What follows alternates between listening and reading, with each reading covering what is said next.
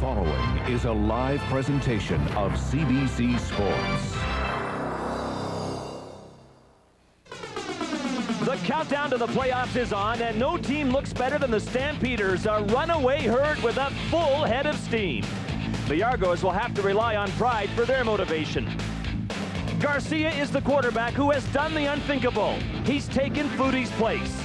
As the wins keep on coming, so does Stewart's yards on the ground. It's all working for the Stamps in the stretch drive, including defense. You don't have to call him Johnson, but offense is everywhere. Call him Sir. The Argos have few victories, but they still have potential, and pinball remains hungry. Cunningham is a jet and a threat around whom the Stamps can't relax. Cummins and company will have to dig deep to stop the CFL's #1 offense. Get your game faces on.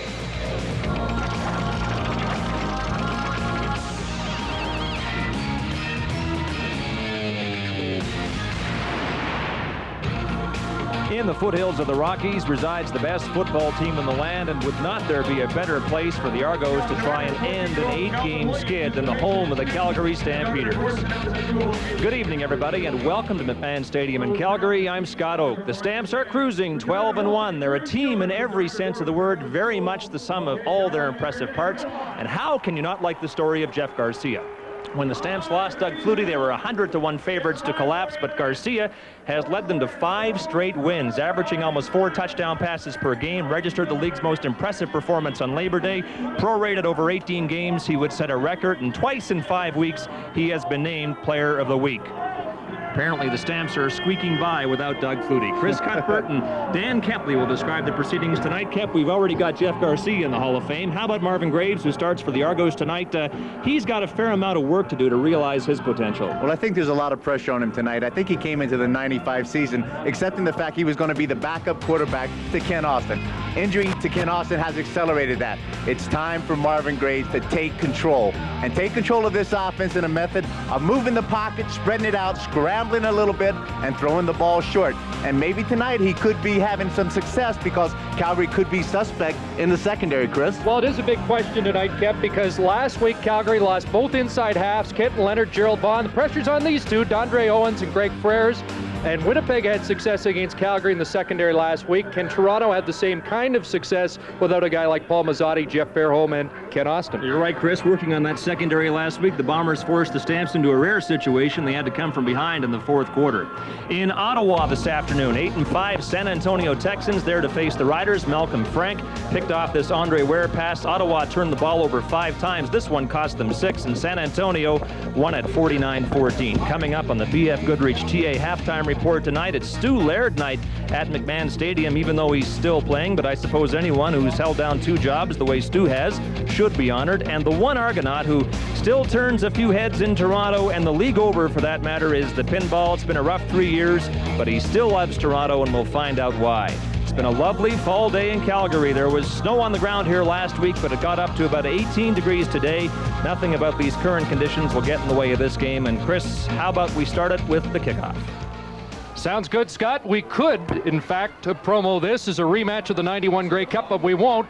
Bob Obilovich still clinging to the hope his team can make the playoffs, and he knows they must win at least one of the games against Calgary. A tall order, especially when his team has lost 8 consecutive games. Wally Buono has a goal for his team, not just first place, but he wants to become the first team in CFL history to win 17 games in a year. They've got a chance here at 12-1. They'd like to finish off at 17-1. Mr. Kepley's team had the best record ever, 14-1-1, and you know, your old linebacking rival Montreal wants to get that mark. He wants to get a little shot in at me early, and he certainly did that in our meeting this afternoon. We're underway with Jimmy Cunningham taking the opening kickoff. He's been explosive so far this season, and Cunningham stopped shy of the 40-yard line, but pretty good field position for Marvin Graves to start the game and get his second start of this CFL season. Marvin, as you saw in the numbers that Danny Kepley was looking at in the opening, has struggled in the last couple of weeks. The start 2 weeks ago was horrific against San Antonio, but Bob Obilovich likes his preparation this week, thinks because Marvin Graves now knows he's the guy that has to do it today, that he's going to be ready to atone. Said he saw a more positive, aggressive attitude during the week's practice. See what happens on first down, and he delivers the ball high, looking for Cunningham over the middle as they try to go to work immediately on Dondre Owens. The offensive line bolstered now by the return of Pierre Vercheval at left guard. He ruptured a calf 3 weeks ago. Vercheval saw some action last week. And without Paul Mazzotti and Jeff Fairholm, they do have the good news of Rob Crefo coming back off a hamstring problem, and he's in at the slot back position and a big target inside for Marvin Graves.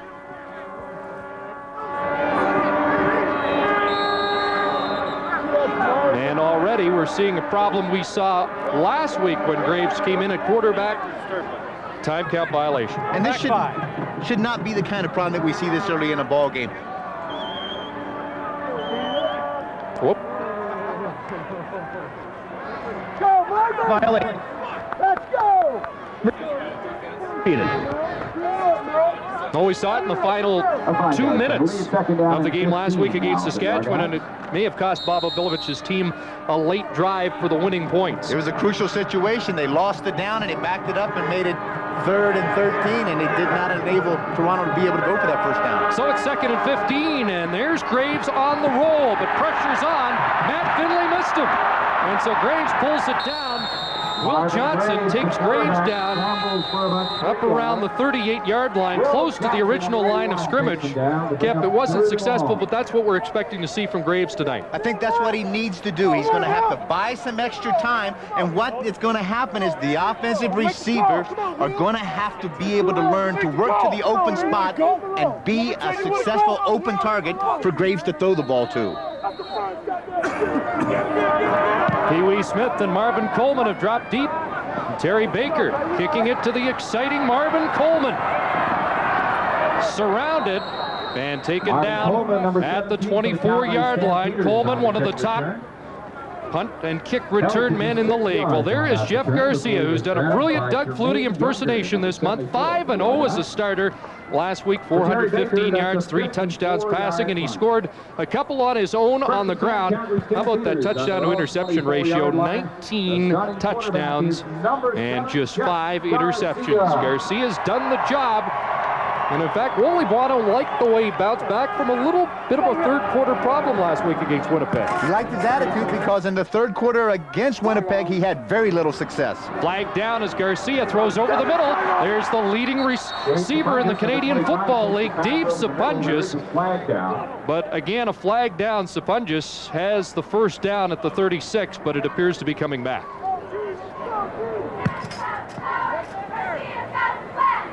No in the call. Rocco Romano is one of the key men on that offensive line. One of the best offensive lines in the Canadian Football League. All-Canadian Rocco Romano. Great set of receivers, and Tony Stewart provided the first 100-yard rushing game for the Stampeders last week. And in fact, in the last 6 weeks, the team has rushed for over 100 yards. So the Stamps starting to get that cold weather offense going. 1st and 15. Pressure on Garcia, throwing and missing. Alan Pitts, and there was a little heat on Garcia from the new nose tackle, Willie Jennings. And Willie Jennings is a big guy, 6'6", about 265, out of Savannah State, and he really put some heat because Garcia had Alan Pitts wide open over the middle. Yeah, Bob Obilovich wants to see what number 91 can do today. Actually, he switched numbers. He's got 95 on, but Jennings is a guy that gave the offensive line trouble all week. Pass over the middle, almost picked off as they go back to Pitts, but it's incomplete, and a 2-and-out for the Argo defense on the Calgary initial series of the game. And this is what they need to do also to get the confidence back throughout the whole team. Just not offensively on Marvin Graves' shoulder, but the defense has to come up big and come up with some big plays also. Jimmy Cunningham, the lone man back. Cunningham with 556 all-purpose yards in just 3 games since joining the Argos. Of course, the highlight, the 97-yard punt return for a touchdown against Hamilton. And here goes Cunningham. Number 86. And a good start for the Argos. They'll take over in Calgary territory when we return to McMahon. What a gorgeous night. Final night of September here in Calgary, Alberta. If I'm not mistaken, it's idyllic. I thought that's one of your coined phrases. Well, it hasn't been idyllic for the Toronto Argonauts. The injuries have been unbelievable, and there's a newcomer to the lineup. John Morton will get his first start at the wideout position. He replaces Paul Mazzotti. Now, Morton dressed last week as the designated import, but did not get into the game. They say he's got blazing speed, maybe as fast as Cunningham at the other wideout position. Argos start first down, pinball Clements, and he runs into a wall. Right into Will Johnson, the all-Canadian. Will Johnson, number 81, Matt Finley, 37. It's Stu Laird night. Will Johnson, Laird, Gonzalo Floyd's the newcomer, and at rush end, Marvin Pope. Great front seven for the Stampeders. Anthony McClanahan has moved into the linebacker position and played well, and Greg Freres has his hands full. Dondre Owens and Freres are the men on the spot, replacing Vaughn and Leonard tonight. Second down after the loss, 12 yards, and Greg's in trouble. Down he goes, and Will Johnson has his 10th sack of the year. That's the 6th straight year that Big Will has gone into double figures in the sack category. Now, if you think that your secondary is suspect at any time, you play a little zone defense, you force the quarterback to have to hold the ball a little longer, and this front seven will get after you, and that is the end result. Will Johnson, again, as you mentioned, 10th sack of the season. Baker gets the way the kick, and Pee Wee Smith allowing it to bounce through the end zone for a single point. So the Argos will strike first on the Terry Baker single. 3:43 into the game. Single for the Toronto Argonauts. The Argos won, the Stampeders no So score. far, so good for Bobo Vilovich. And, you know, Kep, it's been a frustrating, nightmarish season. He's 0-3 at the starting quarterback. There's his, or as the coach, there's his starting quarterback in civvies beside him. But yet, Bobo Vilovich really with, well, for the most part, a positive attitude going into this game. Well, he's not a man that's going to give up at any cost. What he feels like is that because of the injuries and because of some transitions that they've had to go through, they still have some possibility, I mean, as small as it may be, to get into this playoff, and there's where he's going to try to take this ball club. There's Tony Stewart, his first carry of the game across the 40 to the 42-yard line. Jeff Cummins with the tackle. And Stewart coming off a 100-yard game his first last week. Willie Jennings, the newcomer, at defensive tackle, and the Argos encouraged by what he might be able to provide. Jermaine Younger was an addition a few weeks ago who seems to find a home in the Argos defense, and Tommy Henry moves inside now. He's got the job of stopping Pitts and or Sapunjas tonight. Stewart on second down, up to the 45, and that's close to the first down.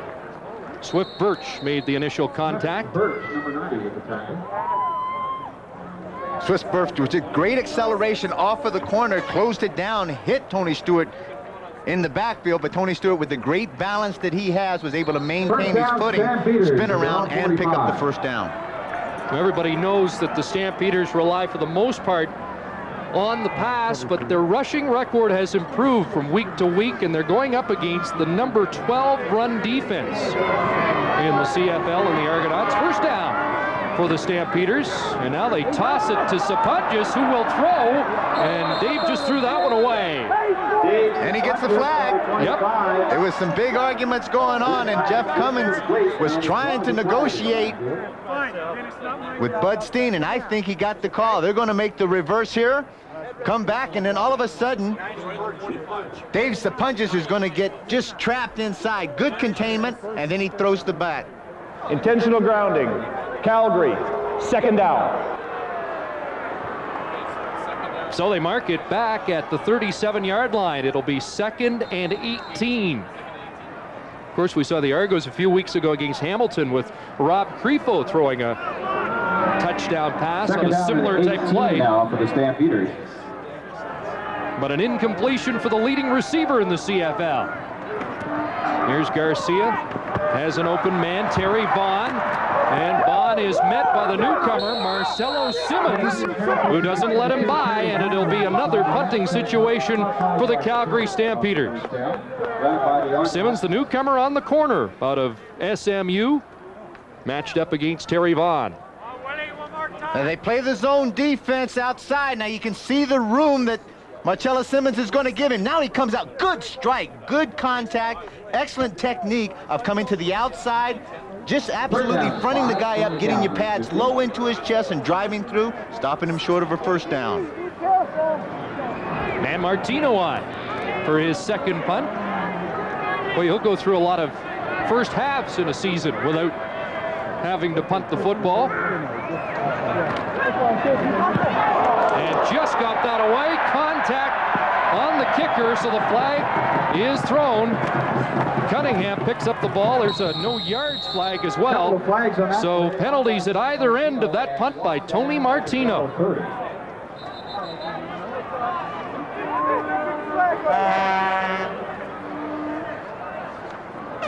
Looks like the former Stampeder, Frank Yaboa-Cody, was the man who made contact on Martino. And he did an excellent job of working to get himself free to get up into the face of Martino, but what you have to do is take a better angle.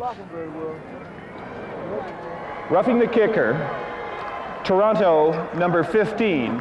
We also have a 5-yard, no-yard penalty against Calgary, number 3. Net difference is 10 yards, and it's 1st and 10, Calgary.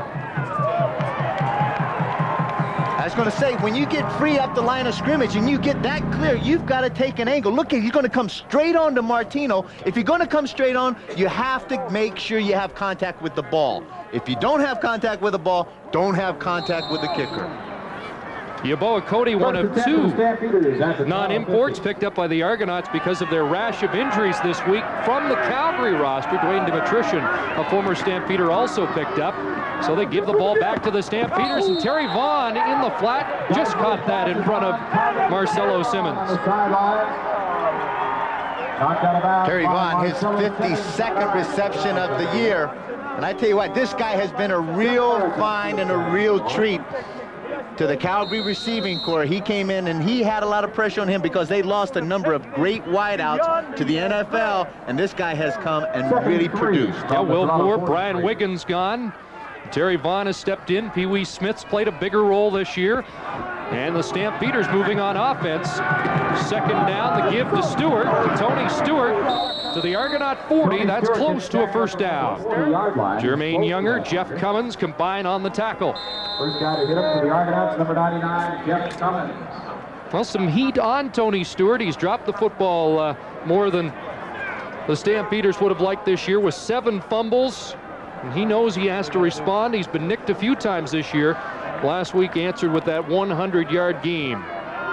Well, I think, Coach Monoway is very fair about it, and he's very straightforward. He doesn't dress anything up. He just told him flat out, this is what you have to do. You've got to hold on to the ball. Particularly now, it's not by chance that they're starting to rush the ball a little bit more. It is going to be coming this colder weather. The snow's going to start to fly, and they're going to need a solid rushing game.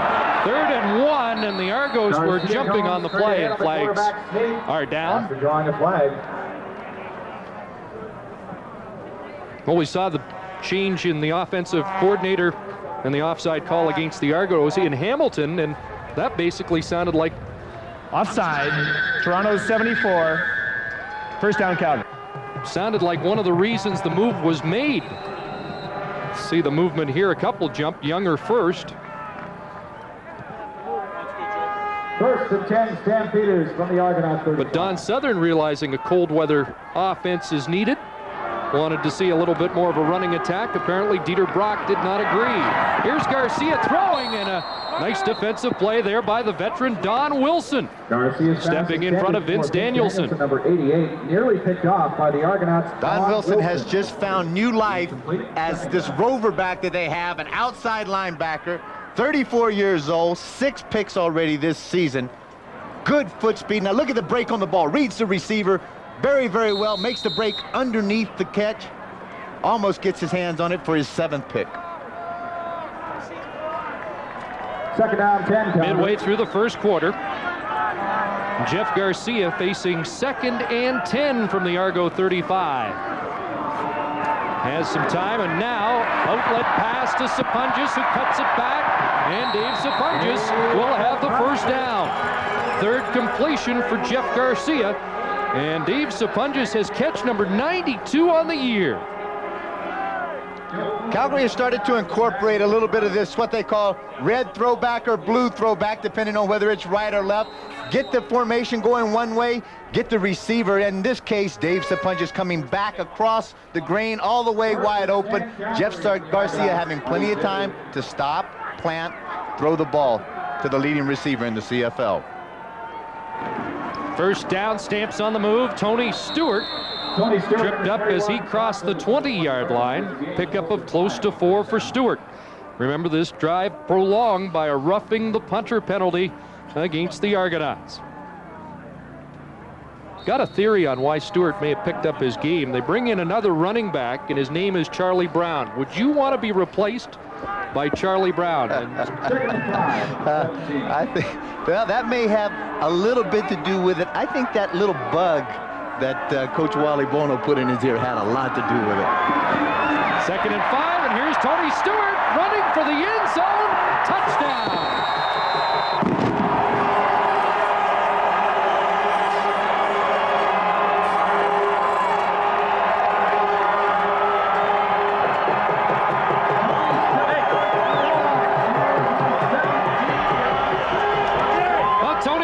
Showed you his running ability earlier, finishes the drive with the reception, his 3rd touchdown through the air this year. Does a good job. Straight drop back pass. Again, it's just crossing routes coming from the wide side of the field. They get caught in a man-to-man coverage. You can see Jermaine Younger trying to chase from behind. He gets an excellent block coming back in by Terry Vaughn. And then all of a sudden, he finds the corner of the end zone, gets it in for the major. Mark McLaughlin adds the point after. Tony Stewart with his 6th touchdown of the year, and Calgary's on top. Well, the drive was kick-started by a roughing the punter penalty, and then Tony Stewart went to work. He's just a great athlete.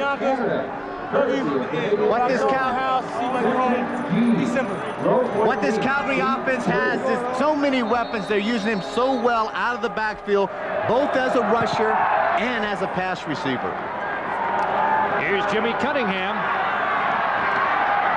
That great burst of Cunningham's just lost his footing as he was revving it up around the 45-yard line. Chris, let's go back and just take a look at this touchdown. Now, this is Tony Stewart going to stand right here. All you're going to see is him walk in, come across the formation.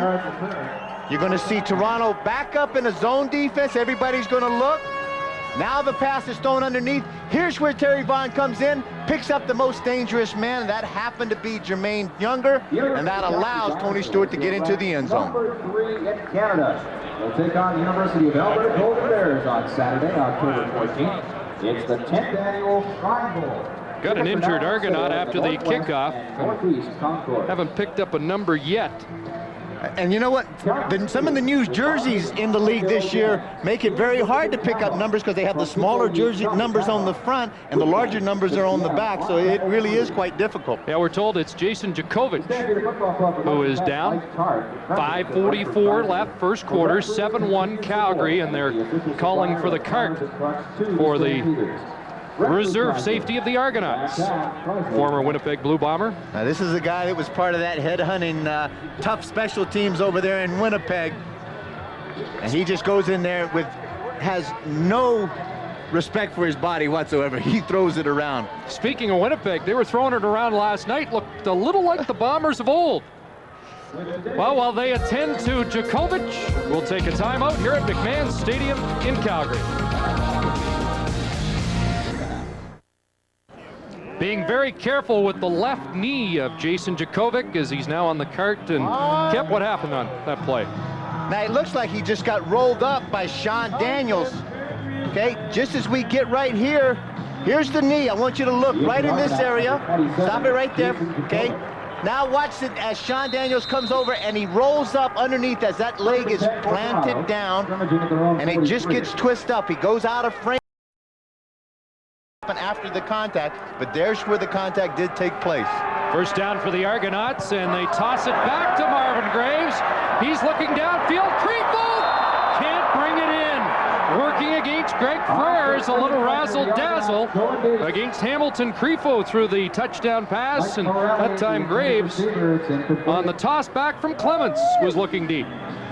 Well, a little razzle-dazzle here. Now look at this. This ball is a little bit on the line. Maybe had he sailed that up a little bit and let Creepo have an opportunity to run underneath it. He had about 2 steps on the defender. May have had a chance, but Marvin just threw the ball, I think, just a little bit too much on the line. 2nd and 10 for the Argos. So it's 2nd and 10 from the Argo 44. Graves over the middle, incomplete. Matt Finley was all over Jock Climby. And so far, Marvin Graves 0 for 3 against the Red defense. Well, and Matt Finley's got to be upset now because he normally is going to pick these passes off. He has 3 interceptions, a big interception last week against Winnipeg to stall the final second drive that they had going in against Calgary, and he does a good job there of deflecting the ball down. Terry Baker with the 3rd down punt to Marvin Coleman. Coleman trying to get outside. Argos string it out, get a flag, cover well, and this will be a holding call against Calgary. And Pee Wee Smith was trying to cause some interference for Number 74, Jermaine Younger. his return mate. Downfield first for Toronto. 47-yard punt. Holding. 86 Calgary on the run back. 10-yard penalty. First. Matt Finley celebrating his 33rd birthday this week. So Wally Buono conferring with Coleman, and there's a look at Pee Wee Smith. Just to the left of your screen there. Pee Wee just grabs a little bit of the cloth that allows Coleman to get back inside, and Bud Steen was right there with the call. So Garcia backed up. Calgary will start from their own 10-yard line. Back at the 10. And Garcia pulls it down, and he's up to the 17, pickup of 7 yards on the play for Jeff Garcia. And he's over 200 yards rushing on the season last week. 5 carries, just 10 yards, but he got into the end zone twice. This is a very important part of this offense that I think to really test the defense. If you have the mobile quarterback like this, they really have to respect him, and they just can't turn, run, and look up the receivers. They have to keep their eye on Jeff Garcia, or else he's going to do that continually. They mark it at the 18, 2nd and 2. Tony Stewart hit the line and doesn't get any further. Tony Stewart would have been lucky to hit the line. I think he hit the wall, Chris. Jermaine Younger providing It'll be 3rd down Calgary. the brick wall. Nicknamed the Tank, 5'11", and he's about 250. You remember an old linebacker that played in Toronto? Tank Landry. He was there. This guy is another tough one that can patrol the middle from tackle to tackle. Bob Abelvich saying that he's starting to get a little familiar in the middle. Tough adapting to a new game, reading your book and talking about your first couple of games in the CFL. There was some hairy moments out there. Younger's biggest problem right there, he's having a little problem adjusting to the pass defense. This feels a lot wider. There's a lot more area that he has to cover. High snap, pulled down by Martino. Short punt. And there's Cunningham fielding it at the 45-yard line. There'll be a no yards penalty as well. And that'll be 5 more tacked on as the Argos have put some heat on Martino in this first quarter. 3:27 to go.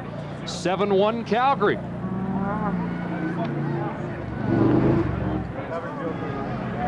No yards.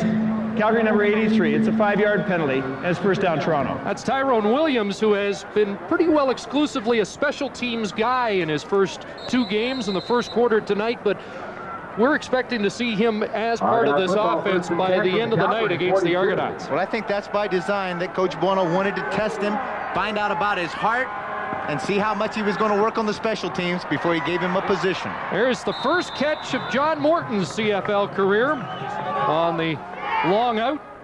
Native of Pontiac, Michigan and Western Michigan University. 3 years on the practice roster of the Los Angeles Raiders. They moved to Oakland. He's moved to Toronto. Number 80, Morton with the catch. Now, these are good things to do early in the game. It's what he needs to do. Build the confidence, throw the ball short. This Calgary defense is a veteran defense. They're not going to give up the home run ball. Take the underneath stuff and be patient. Argos with a first down at the Calgary 30. Graves 1 for 4, and this time gives it to Clemens. Cuts back. Pinball down about the 28-yard line. Ball came loose. Apparently the whistle had blown. Number 91. Little surprised they went away from the rushing game last week, Kev. Clemens with 94 yards, most of it in the first half against Saskatchewan. Take a look, just the deep draw, and then he's going to try to move around. But this is a great, disciplined Calgary defense. They stay in their lanes, they pursue, and when they get to the spot where they're supposed to be, they put a hurt on you. Looked like that ball came loose before he hit the turf. 2nd and 8, and Graves had Creepo open and overthrows the receiver. That's a couple of open men that he has just missed. It's 3rd down. And Chris Giaskis, Dwayne Ford, a former Stampeder, having words, and that is Will Johnson.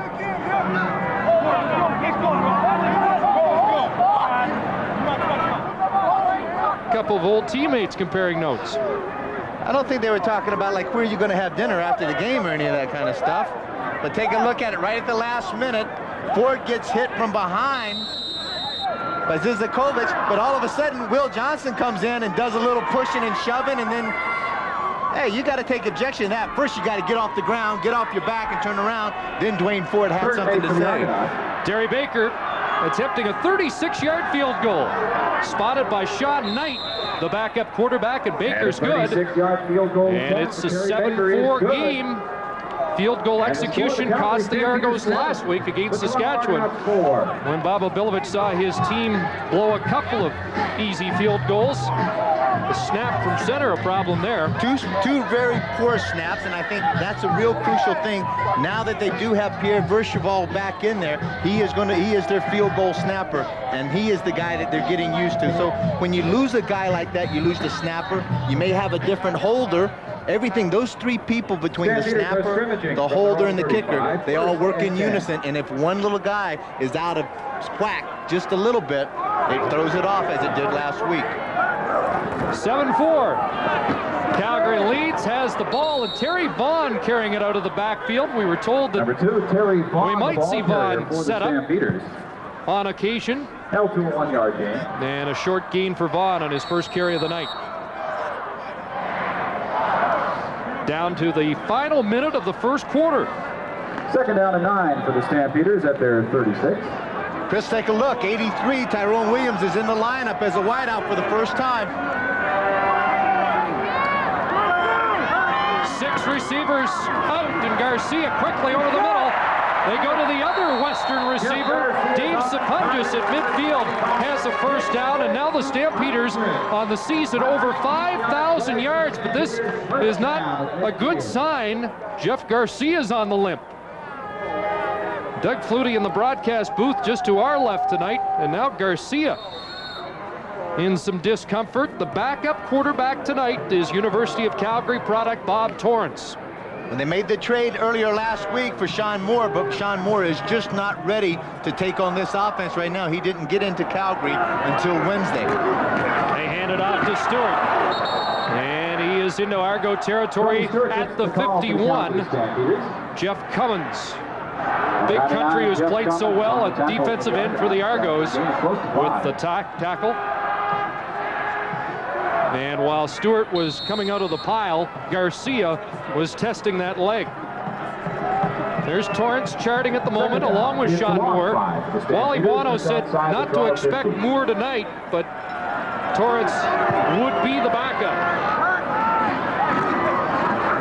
Here's Garcia planting, firing, and Alan Pitts has the catch. And another first down at the Argo 39-yard line on the final play of the first quarter. And Garcia still wincing, but he threw a touchdown pass in the opening frame, and Calgary has the lead.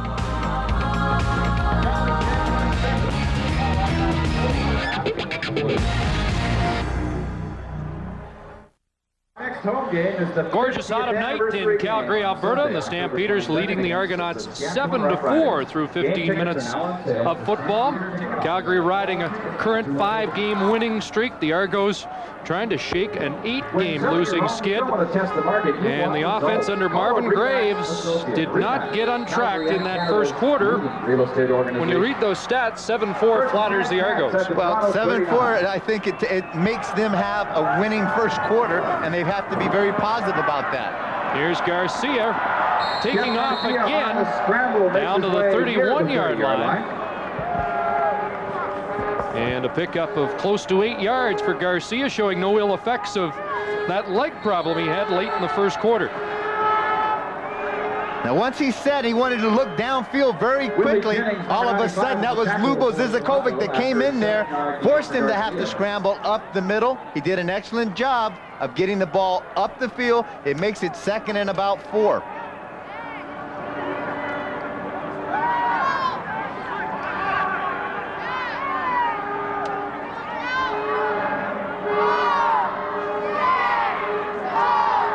Well, first there was the signal the Argos had too many men, and I think we're going to confirm that. We saw Bill Cower have a picture taken to prove to the officials last week in a Pittsburgh game that they didn't have too many on the field. Bob Ovilovich wondering if he'll need to go to a photograph. No infraction on the play. It's No, you can have 12 in the CFL. Yeah, I don't think they're going to waste the film anyway on that one. So it's 2nd down and 3 yards. At the Toronto 32.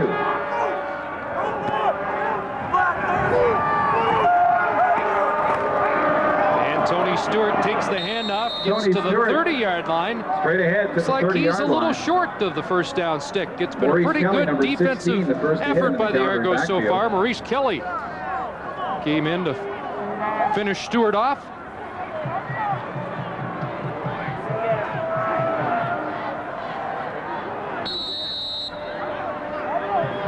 It'll be 3rd down and a yard. And for it the is 3rd Stampeders. down and a full yard as the spot is the 30. And they have to get actually inside the 29.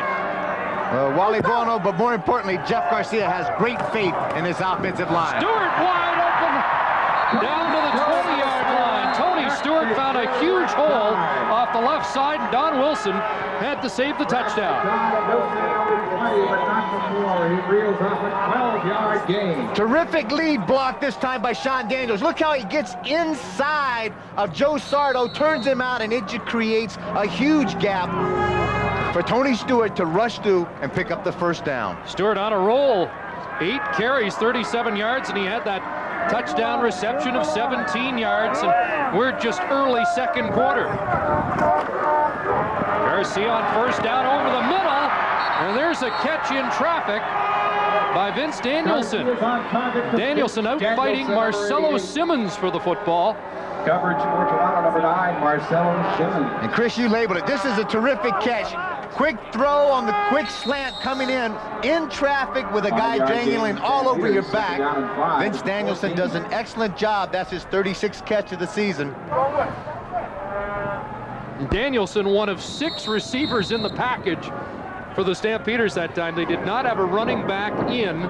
Time is out, gentlemen, 30 seconds.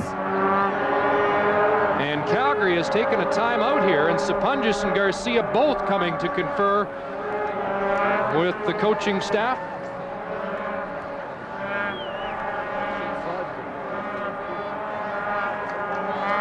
And the man in the middle that you can see just the back of his head on is one of the most sought-after men and probably in the Canadian Football League right now, John Huffnagel. Well, he's been rumored all over and everywhere. Yep, including the head coach of the Calgary Stampeders. Well, as Wally Bono said today, he says, I'm not really happy. As a general manager, I'm not really happy with the head coach. I don't think he's doing it the way that I want it done. So I may be making a change. A lot of people thought Huffnagel would be on the other side of the field when these two teams got together. Here's Garcia throwing. Allen Pitts stopped by Tommy Henry, but not before he has a 1st down. And a flag came down in the backfield. Could be a late hit on Garcia. Major foul, roughing the passer. Toronto 95, half the distance to the goal line, first down. That's the newcomer, Willie Jennings, out of Georgia. Take a look right up the seam, and he laces him.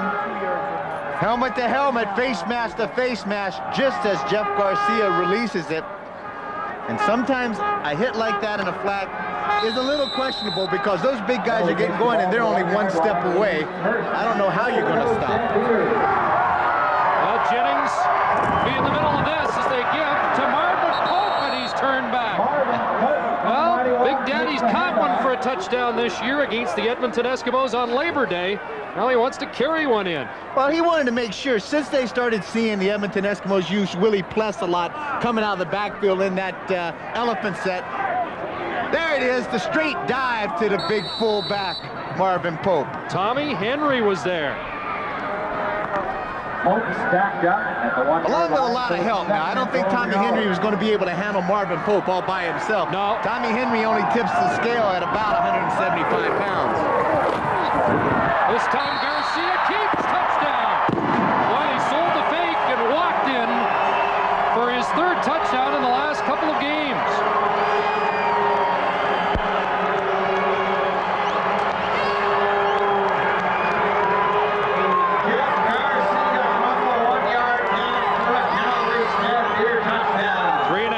Into this second quarter. Watch Garcia with the fake.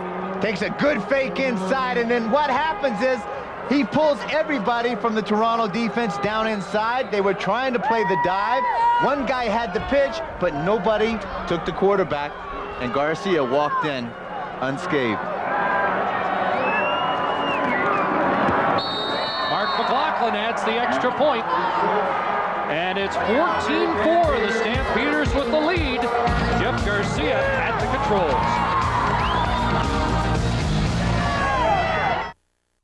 10% discount. Well, slow start, but Jeff Garcia has the offense in high gear again.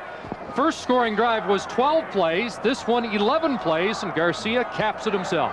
Take a look. As he comes outside, he does an excellent job. Henry takes off for the pitch, and nobody takes the quarterback. As I said, Jeff Garcia walks in untouched. Jimmy Cunningham winds up again, nailed at the 35-yard line. That's where the Argos will go to work on offense. Both scoring drives for Calgary have chewed up over 5 minutes off the clock. 26-yard return for Cunningham that time. McClanahan and Biggs in on the tackle. Chris, it's been a long time since I've seen a guy take a kickoff or a punt and accelerate the way that Jets Cunningham accelerates. He throws his body up in there because he knows he's going to get struck. These guys that's the suicide squad. They're going to come down and try to take his head off. He knows it, and he just runs it right up in the middle anyway. And no wonder Calgary's up by 10. They've had the football most of the night. Pass intended for Morton, incomplete. Graves has not been able to get on track so far. Is incomplete, second down. Bobo Bilovic looking for a more aggressive quarterback out of Graves. Said that he's been too passive so far this season. I would expect it, particularly with the changes in the secondary. Calgary with Dondre Owens and also Greg Frears at the halfback position, he'd be throwing the ball more inside and trying to test these guys. He's just 1 for 6, 12 yards. The lone reception by the newcomer Morton, 2nd and 10. Here's Clements. Got a long way to go for first down, and he's surrounded by red. Nowhere to go for the pinball. Pinball put his head down. Jackie Kellogg, the newcomer, the extra DB, made sure Clements wasn't going to get near the first down, and will feature Pinball at halftime. He's had an outstanding season in what otherwise has been a nightmare for the Argos. Pinball 3rd in all-purpose yardage in the CFL, just over 100 yards behind Mike Pringle of Baltimore. And so Terry Baker drops back to kick to Marvin Coleman. Averaging 40 yards, just a little over 40 this year. Coleman's averaged over 13 on returns. Changed his direction, but there's nothing up the sidelines there. Frank Yaboa-Cody cut him off at the pass, but the Stamps have a 10-point lead. 41 yards for Terry Baker on the kick. In Calgary, Stamps lead by 10. Argos still have faint hope of catching the final playoff spot in the north. Bombers have the inside track on it, but the Argos after tonight have Winnipeg twice, Memphis, and then Calgary again. So basically, if they lose this evening, they'll have to win their last 4 and hope that Winnipeg and Saskatchewan don't win any. Chris, stranger things have happened, but I just can't think of any right now. On the flip side, the Calgary Stampeders have only one more game against a 500 team this season. The BC Lions, Thanksgiving Monday.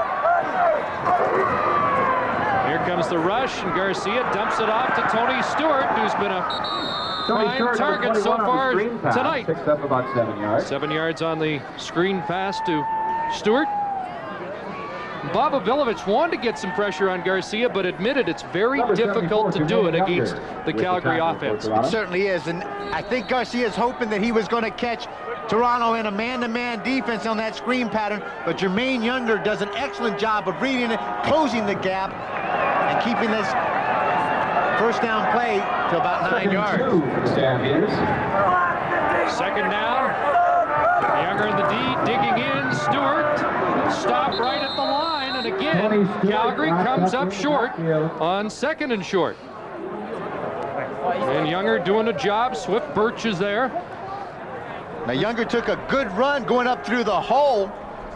Actually missed the guy and stuck out the right arm and was able to grab the leg. Now watch as he slides by just to the left.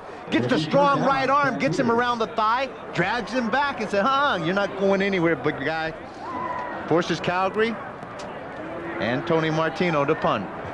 No gain thanks to Younger. It's 3rd and 2, and Joe Moss, defensive line coach.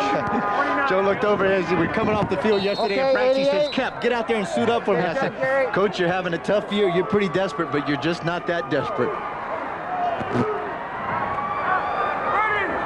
I was willing to act as an agent. Yeah, you just want the 15%. I think I could have got you the minimum. Great kick by Martino. Let's see what Cunningham can do with it. Right up the gut, and Tony Martino Number 86 to the 28-yard line. On the return, 11 yards on the punt return. In case you missed it earlier today, Ottawa Rough Riders handed another loss. The Texans are firing on all cylinders. Downfield They might be the hottest team in the CFL right now outside of Southern Alberta. Martino. And tomorrow we've got a great matchup. The battle for 2nd in the North, the BC Lions and Edmonton Eskimos from Commonwealth Stadium. Rematch of last week. Eskimos winning in BC's yard. Here's Clements, and lost his footing as he tried to make the cut past Anthony McClanahan. Mike Clemens, number 31. Number 41, Anthony McClanahan. McClanahan is the new name to this Calgary defense that Wally Bono is extremely excited about. Watch the play. Now he's going to get upfield, take on the block, force Clements to go back inside. He had to make that cut a lot quicker than he really wanted to, and that's why the slip occurred. McClanahan out of Washington State with tremendous speed, legit 4.6. 2nd and 11 after the 1-yard loss. Graves steps up, and he's in trouble. Sreko Zizakovic had a hold of him, and then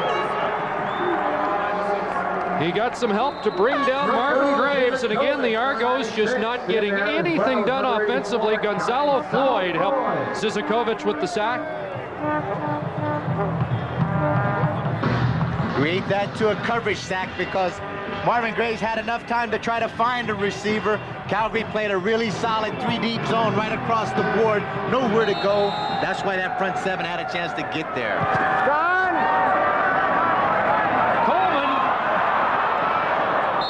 Fielding it on the dead run, almost gave it away, but Marvin Coleman has the football, and when we come back, the Stamps will try to pad their lead.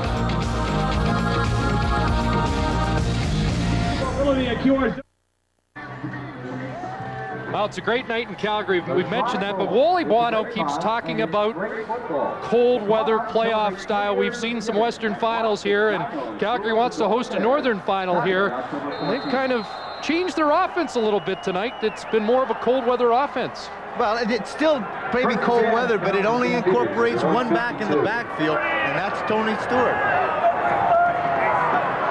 They've got 53 yards rushing so far. No backs now. And Garcia on first down over the middle. as the big target in Alan Pitts. Pitts with 40 100-yard games in his career, one shy of the CFL record, held by Brian Kelly. And Pitts takes 20 out of the total tonight as he shoots for number 41. Time to find Alan Pitts is when he sets down in that zone looking across the middle. Jeff Garcia has plenty of time, and that 6'4" frame goes up high to take the catch. I don't know if competition's the word, but you got Sapunjus and Pitts separated by 29 yards going into the game. They've got a little battle for the league lead going. Coach Bono loves it. It really makes both of them work extremely hard. Garcia going deep, and turning back on the play was Tyrone Williams. The first pass thrown somewhat in his direction, but you saw the reaction from Garcia. Garcia looking down. He wasn't in sync with Williams on that pattern. Williams, incomplete. They're really excited about what Williams can bring to the team, but John Huffnagel was telling us today, Kep, that, you know, every other receiver that's come in has had a training camp, half season to feel like they've been part of the offense. This guy's trying to play catch up in 3 weeks. And this guy is a great thoroughbred. He can run like crazy. He's big. He's a terrific athlete. You don't want to ruin him too early. You want to bring him along slowly. And John Huffnagel is doing that with the Calgary offense. Speaking of thoroughbreds, there's Pitts, another catch, another first down.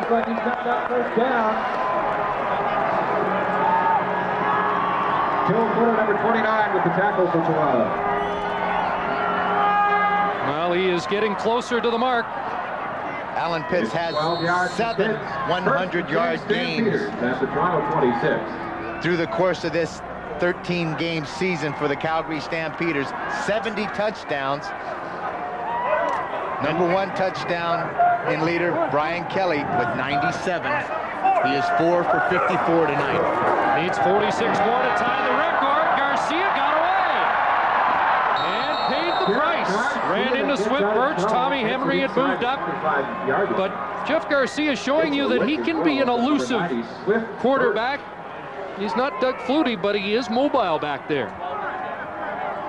He plays a lot bigger than the 184 pounds that he is. He just gets a good spin move as those defensive linemen, when they get that quarterback lined up, all of a sudden they're just going to try to take his head off. He's able to spin away, and he's got good feet, able to keep that drive alive. Yeah, he got away from old Stampeder Lubos Zizakovic that time. Got 5 at 2nd and 5. Tony Stewart. And again, the Argonauts shutting the door on those second down running plays. Show us the number Swift 75 Birch on that placard you're holding. in on the tackle. And it'll be 3rd down, 4:35 to go. Second quarter.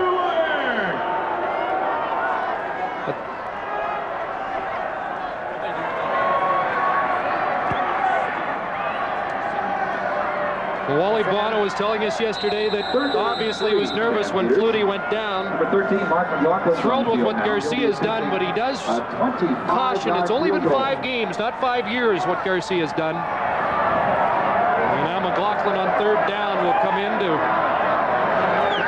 attempt a 25-yarder. It's good, and it's a 13-point Stampeder lead. The Argonauts with just 21 yards of offense in this first half.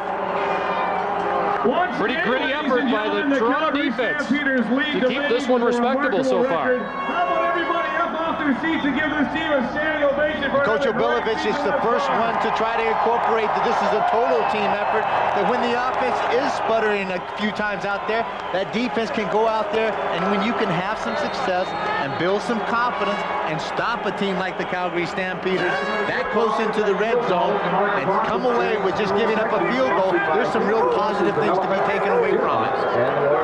Well, let's see if Marvin Graves can get it cranked up. Empty backfield, that ball was tipped and drops to the turf. Somebody got a hand on it at the line.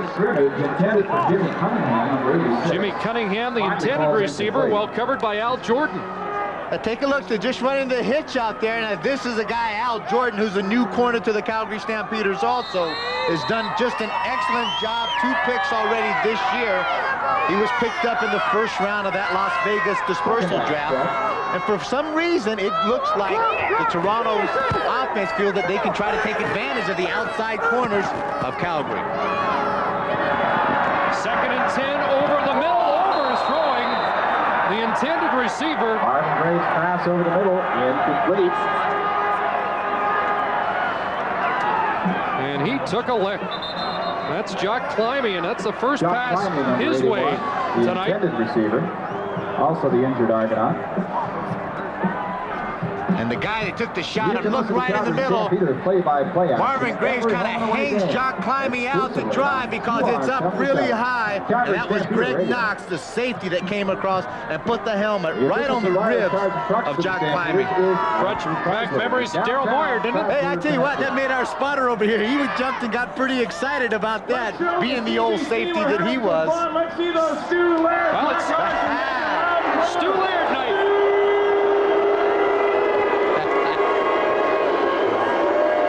What a class act.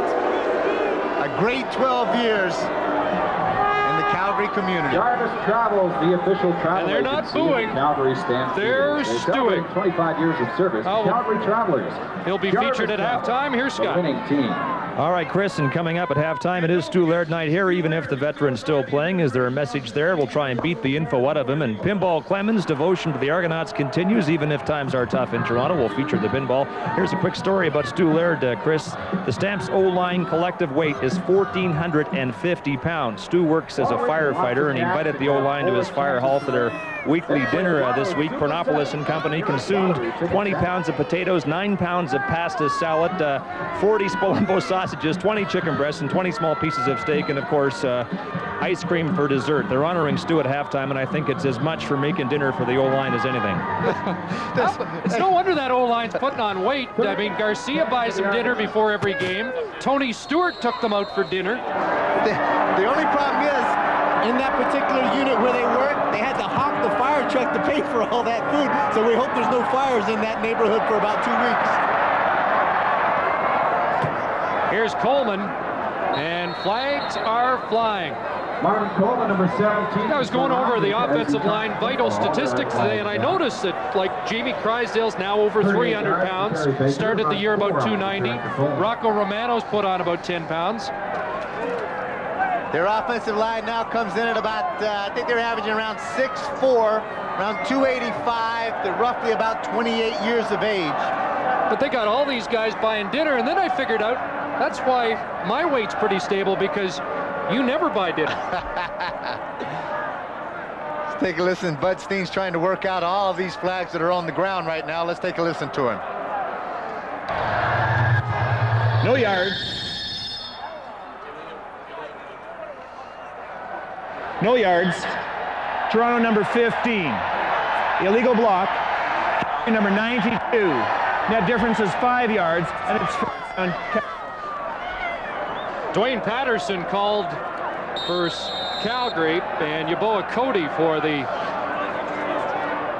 Toronto Argonauts. Just take a look at that blue mark right on the side of that white horse helmet of Jeff Garcia. That was one of the shots that Swifty Birch hit him with. Garcia's pass intended for Dave Sapunjas. Dave Sapunjas, the intended receiver there. Yeah, he left his mark. And we're going to leave for a moment. 3 minutes left to go. First half.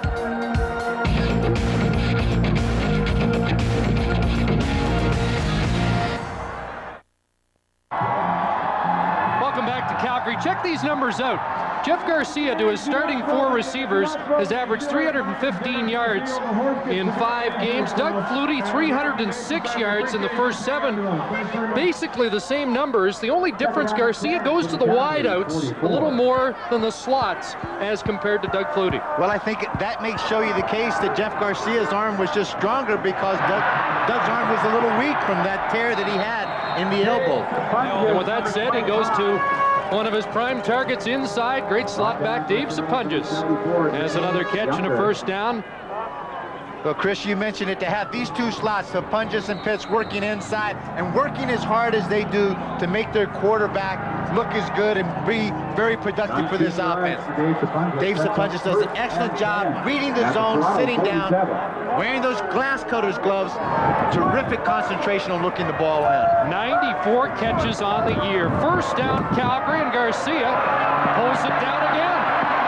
And Jeff Garcia scampers out of bounds near the 35-yard line. First down for Calgary. Where'd he go, Jeff? Where'd he go? Where'd he go? Good coverage in the secondary. Now, Jeff Garcia, here's where he's starting to get a little smarter. He's faking the pass. He's still going to look downfield to see if he has an opportunity to throw. When he makes his mind up that nobody is there to be open, tucks it underneath, gets the ball out of bounds, not before he picks up the first down. 2:23 to go, first half. 17-4. Calgary with the lead.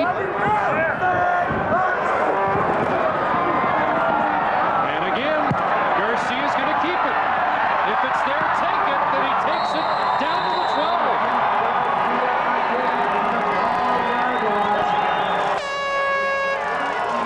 12-1, the starting quarterback out of the lineup, but Jeff Garcia not shy in the least about running the football and takes it 23 yards. Take a look. This is what happens when number 99, that's Jeff Cummings, that gets caught way inside. Jeff Garcia makes no mistake as he moves the pocket to that side, sees that he's outside of the containment, and he just takes it right the field and makes it just like a rushing play. We're on your other side. First down. They can get a first down without scoring, but Garcia going for 7, and Pitts just failed to bring it in. Joe Fuller covering on the play. Coverage for Toronto, number 29, Joe Fuller. Big target, 6'4", 210, just couldn't bring that in. Jeff Garcia had exactly the route and exactly the guy running the route that he wanted it. Quick post coming to the inside, just overthrew the outstretched hands of Alan Pitts. Take a look at the real effort that Alan makes in the concentration of trying to spin that head back around, pick up the ball after he tipped it one time, see if he could make the reception before he hit the ground. Joe Fuller, a 6-year veteran, and that's Lubo Zizakovic, the former Stampeder who is down. Really wanted to make an impression here tonight. Asked for a trade out of Calgary, wasn't getting enough playing time in his option year. And Lubo's heated up. Was traded to Saskatchewan, things weren't any better there, so he was dealt to the Argos, who are in desperate need of non-imports with their rash of injuries.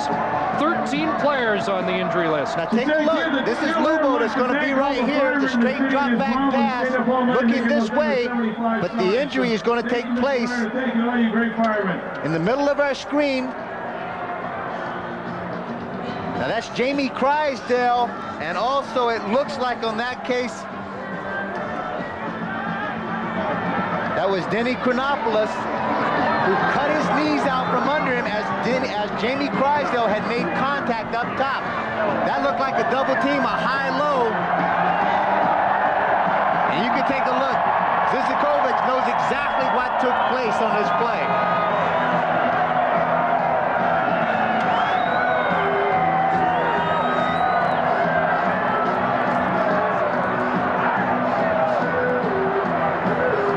Looks like Lubo is able to put a little weight on the leg. Number 96, Lubo Zizakovic is the injured Argonaut.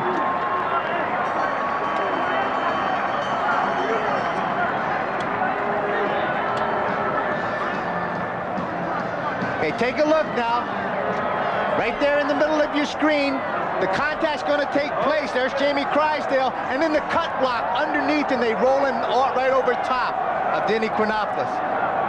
Questionable call.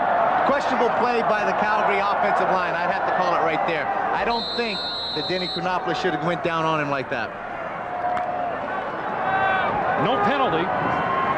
And Noah Cantor out of St. Mary's replaces Zizakovic.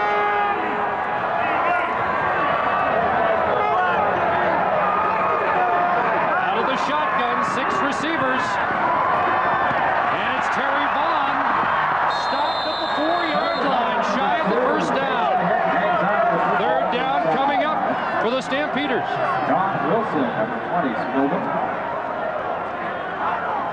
And it's going to be 3rd and a couple. And the 2 running backs sent in, Daniels and Stewart. And the Stampeders are going for it on 3rd and 2. The success that they had with the tandem backs last time, just a straight lead play. Tony Stewart following Sean Daniels off of that left side. Let's see if they get the same type of alignment here. Stewart, the lone man back. Garcia rolling, throwing. Pitts drops the ball. Well, you don't expect that from an all-Canadian. Alan Pitts had his 12th touchdown of the year, gift wrap, and couldn't squeeze it.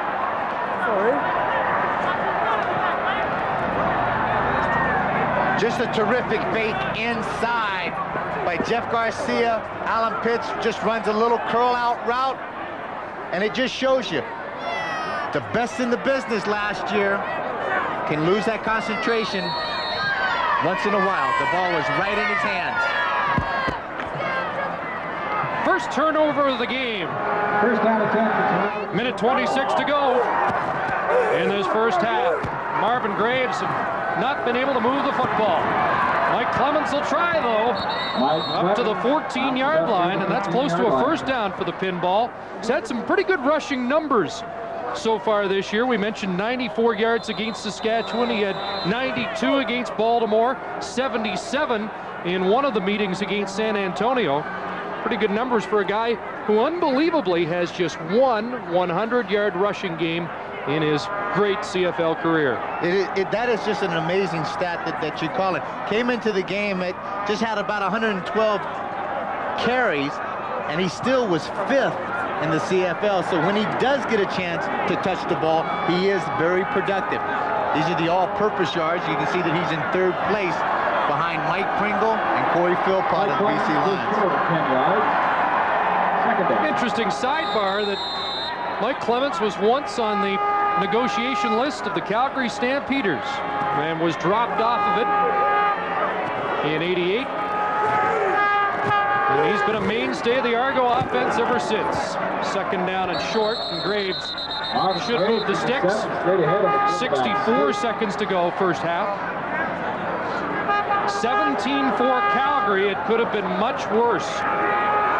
When you match up the offensive stats, Number 44, there's no comparison. But Graves did get it. Well, there really isn't, but I think the key part here, maybe Toronto's not even looking at trying to match offensive stats. The first thing that they have to do is that their defense has been playing extremely strong. A couple of times in the red zone, they have shut down Calgary as they did the last time, and also held them to 1 field goal to try to keep this game as close as it is. It's the first time they've converted on second down in the game, and it was just inches. Look at Clemens cut back, and Pinball Clemens up near the 24-yard line. That's a gain of 9. Two, Banner. But the one thing they haven't done, Kep, that we really anticipated was going after those 2 inside halfbacks, Dondre Owens and Greg Frere. 9 yards for Clemens on first down. And some of the things that I really anticipated, the Toronto offense doing is just short inside stuff, trying to find Calgary likes to play a little bit of 4 deep zone sometimes. Maybe the outs are there, find the curl routes into the middle, and trying to test that little nickel and dime stuff. Once again, Clements has the first down, but they're chewing up the clock here. We're down to 22 seconds to go, so the Argos keeping it on the ground, not taking any chances. Anthony McClanahan. And it looks like they'll be content to run out this first half. And amongst the Stampeder tacklers. 2 yards for Clemens, 1st and 10 for the Argonauts. They're out at 27. Again, Sean Knight is the backup. He has not seen any action in the CFL. Marvin Graves with just 19 yards passing offense so far. Gives it right back to Pinball, stopped by Marvin Pope. Marvin Pope finds the Pinball in the backfield. And now 2 seconds left in the half. A couple of yards.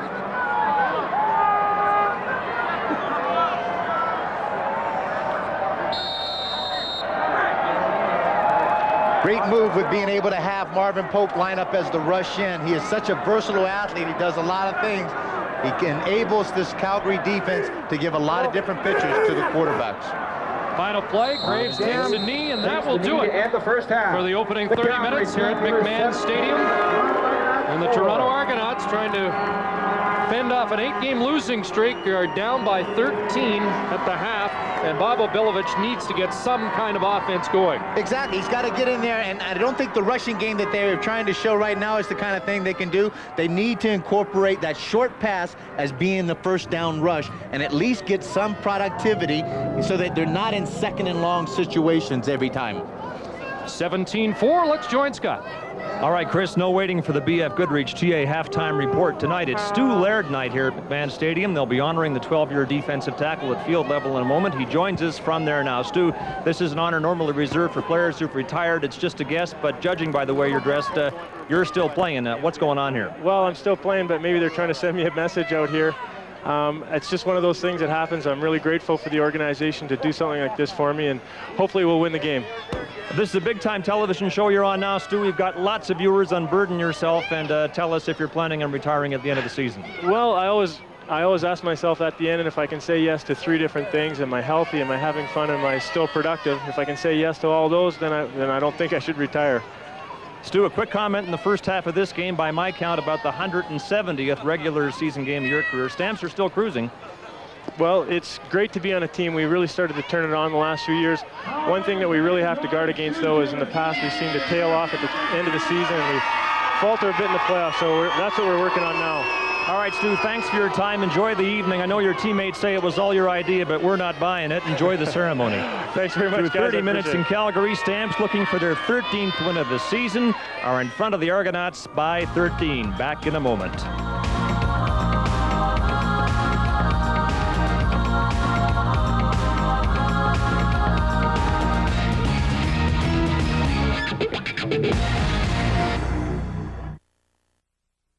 We're 30 minutes into this meeting of the Stamps and the Argos, and it's Calgary by 13. When Mike Clemens joined the Argonauts in June of '89, a security guard tried to throw him out of Skydome because he thought he was a kid looking for autographs. Clemens approached me and said, "Sir, could you tell this guy I play football?" So is it really a stretch to suggest that Pinball Clemens owes his entire career to me?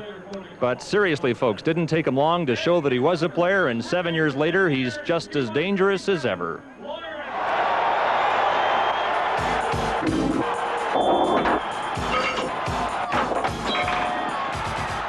This city has always been behind me. They've never said, you know, well, the guy's too little or he can't play or it's time for him to go now or the team's not winning so we don't like him. And they've just always been very supportive in everything that I've done.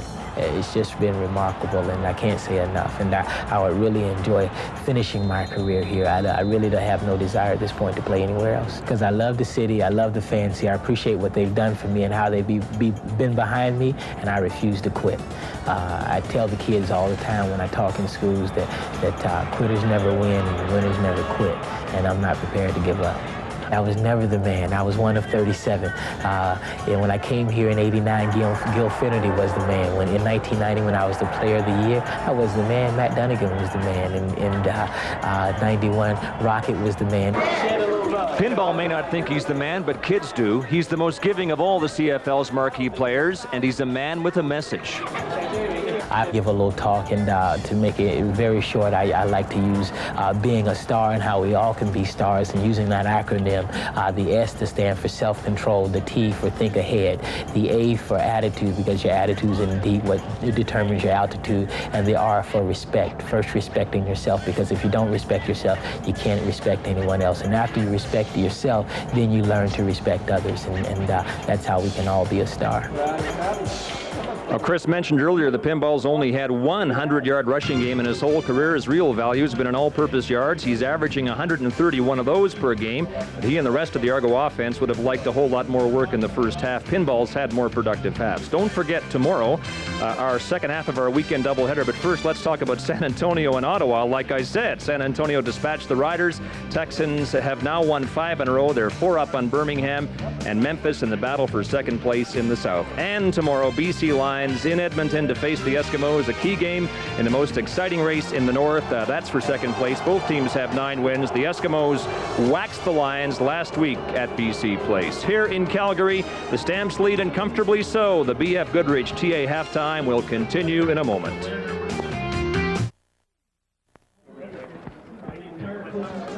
Another respectable crowd in Calgary tonight. Stamps are averaging 26,000 at home, almost that on the road, so they're the hottest ticket in the Canadian Football League. Welcome back as we continue now with the BF Goodrich TA halftime report. Last week in our program from Toronto, we pointed out this marvelous publication. Dan Kepley's book is still available at local libraries 10 years after its publication. He only got about 9 lines into it before he referred to radio and TV guys asking the usual dumb questions. So 2 charter members of the Dumb Reporter Club, Chris Cuthbert and I, want to welcome you. Thank you very much. You know something, there's so many comments that I've ever made in my life that come back to haunt you. That happens to be one of them. Cap, the point spread in this game is about 18.5 favoring the Stampeders. They're working on it. Well, they are working on it, and I think they have just cause in working on this thing. Toronto, to me right now, just does not show any imagination in their offense whatsoever. They haven't run pinball the way I thought. They didn't take advantage of the inside receiver, the inside halfbacks using their inside receivers as I thought. So justifiably, the defense has been holding them into the game somewhat, Chris. Chris, think about the Stampeders is they can hurt you in so many ways, but we rarely talk about their defense. Yeah, and perhaps we should talk more about it. I really think it's a combination of the Argos just not being able to get anything going with Marvin Graves at quarterback, but we should remind everybody they are going up against one of the best defenses in the CFL, and we never give Calgary's defense enough credit. Cap, Stu Laird mentioned this when we talked to him at the end of the half. They seem dedicated to not fading late in the season and losing in the playoffs. They're addressing that concern. I think they are. I think this has happened. Snake bite them 2 times in the last 2 years, and they certainly are not going to have it happen in 1995. Did I ask any dumb questions? No, sir. I just gave dumb answers. That's the BF Goodrich TA halftime report. We're set now for the second half from Calgary on Stu Laird night. They've just finished honoring the 12-year defensive tackle, and we'll be back. These are the mean machines. Watch closely now and you will see. They can hurt you. They can cut you. These are the mean machines. Trevor knows what it means to play safe. A year ago, he tried to beat the train. It cost him his arm. Don't let it happen to you. Play safe. A message from the War Amps of Canada. Play safe. Back at McMahon Stadium, well, the Argos haven't made much of a mark on offense, but they've left a mark on Jeff Garcia. That's a little paint off Willie Jennings' helmet when he got to the quarterback, but tell you what, Jeff Garcia, for the most part, had his way in the first half. Net yards tilted big time in favor of the Stampeders, and with it, time of possession. Underway, second half, and here goes Jimmy Cunningham. Shook 1 tackle, but not Marvin Coleman. The return specialist of the Stampeders is a good specialty teams defensive player as well, and he limits the kickoff return to just 6 yards. I think that's a good thing about a Wally Bono coach team. He has everybody involved in special teams. He has his best athletes out there doing the best things for the special teams. And what has happened with this is that the young kids on that ball club out there have really stepped up and become good special team players. It's allowed them to rest some of the veterans. See what adjustments the Argos have made on offense. There's a completion to Jock Climby, and he's ridden out of bounds near a first down by Jackie Kellogg, the newcomer in this Calgary defensive secondary. Late cut of the San Francisco 49ers, so good to see Climby back after that hellacious hit from Greg Knox in the second quarter. A tough year on the slot backs. Climby's been out. Fairholm has taken a lot of punishment. First half numbers for Marvin Graves. Well, 2 of 9, and the thing is, those 9 passes, all of them were outside of the numbers, throwing the wide side outs most of the time. Here's Pinball with flags flying. Would have the first down, but we'll wait for the ruling on the penalty. Say we're going to get offsides against Calgary.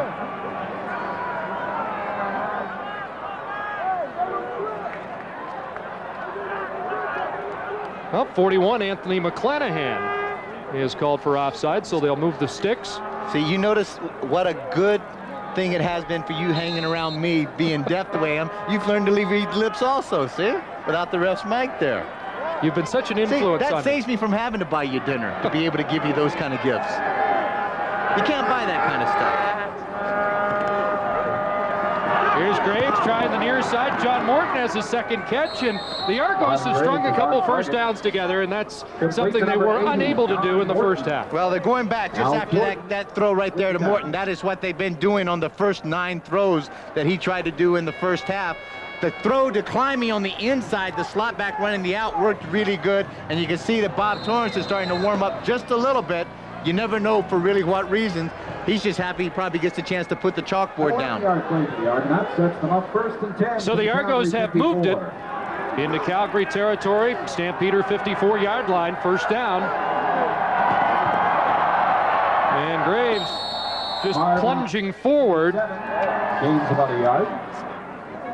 But he does a good job of in that shotgun formation. He drops the snap, has the presence of mind to pick it up, and then just to take it straight ahead. Take a look.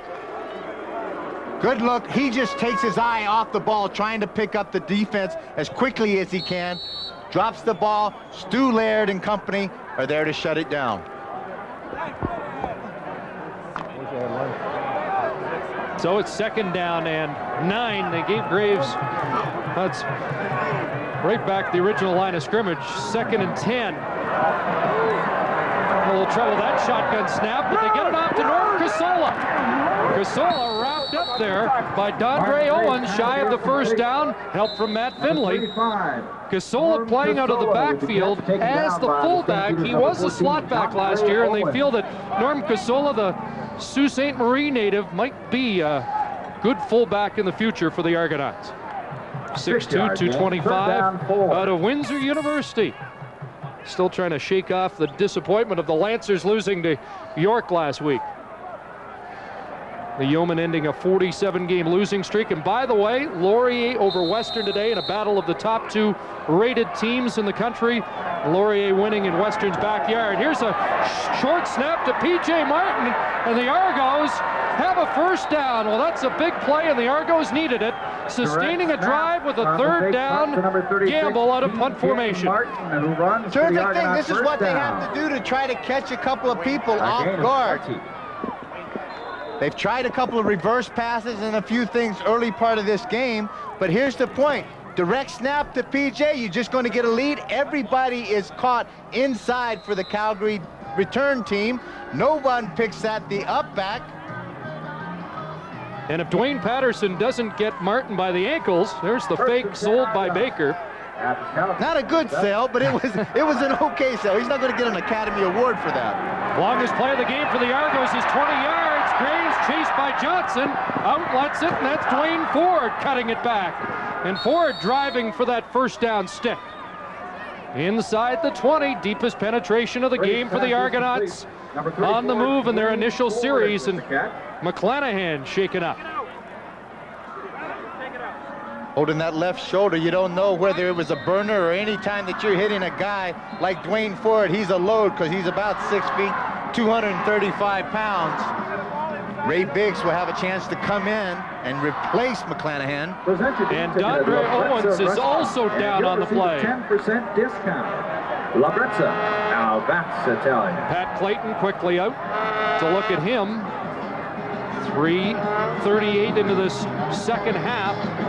It's a 13-point game, and the Argos threatening here. They can push it into the end zone. They can put a different spin on the second half. Well, it's important, first of all, like that, they've put a couple of drives together, moved the chains a few times, and getting some confidence that they can actually do something offensively. More importantly, they're actually keeping the defense off the field for even longer, and the defense has been the real key through the first half of being able to go out there, having to play as much as they did with the possession of Calgary, to play as well as they did. So now if they can get back, when they do have a chance to come back on the field, they'll be flying around. There's Stu Laird coming in, honored at halftime. And Owens making his way off. That gave Graves time to confer with the coaching staff and Ken Austin, who made the trip and signals in many of the plays. 61 yards the Argos have driven on this initial drive of the second half, more yards than they had in the entire first half. Clemens stretching out, should get the first down, although Coleman was hanging on. You know, that first half, 31 yards offense for the Argos. Pinball at 26, and there's Ken Austin, who was telling us yesterday if he hadn't been wearing the flak jacket last week, he probably would have not only had broken ribs, but the doctor told him likely a punctured lung. He was really sandwiched on the play last week against Saskatchewan. Here's Graves throwing, it's complete. John Climbey inside the 5, Alondra Johnson pulled him down. So the Argos knocking at the door. Marvin does a good job out of the shotgun, even though he's back there, and it normally buys a little extra time. Will Johnson is right there at his feet very quickly, but he stands tall, delivers the strike. And speaking of striking, Alondra Johnson is the guy that'll make you pay if you come into his area. Jock Climbey does a good job of holding on to the ball. Leading tackler for the Calgary Stampeders again this year. And now Graves putting it together. Johnson trying to put an end to the drive. First and goal. Graves called his own number and ran right back into the line. And now Carl Coulter comes up swinging with Matt Finley. Ray Biggs, Will Johnson.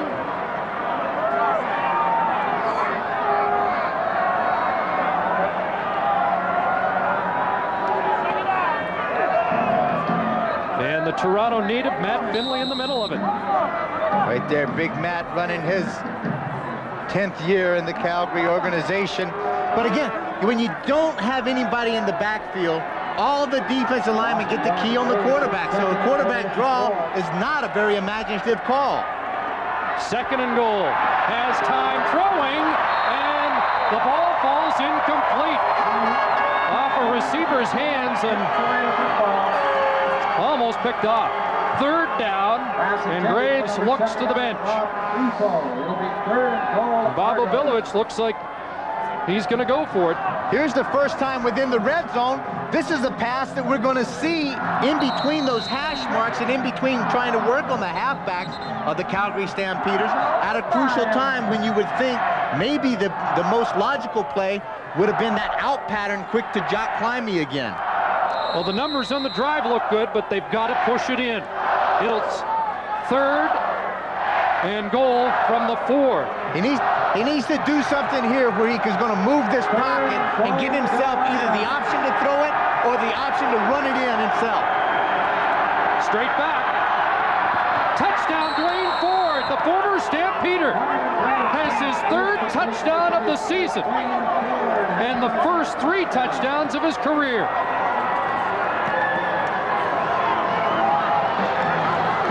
Big third down conversion puts the Argos back in it. An unlikely candidate to go to. Dwayne Ford, normally known for his blocking ability, does a good job of just sliding out of the backfield.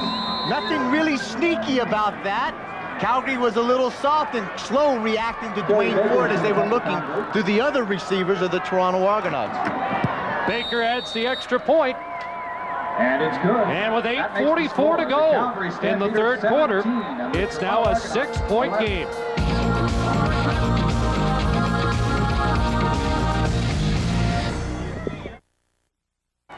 Took Dwayne Ford 62 games to score his first ever CFL touchdown. He has 3 in the last 5 games for the Argos. And Toronto's in this one at McMahon Stadium. Baker kicking it out of bounds, and they'll have to redo it 5 yards further back.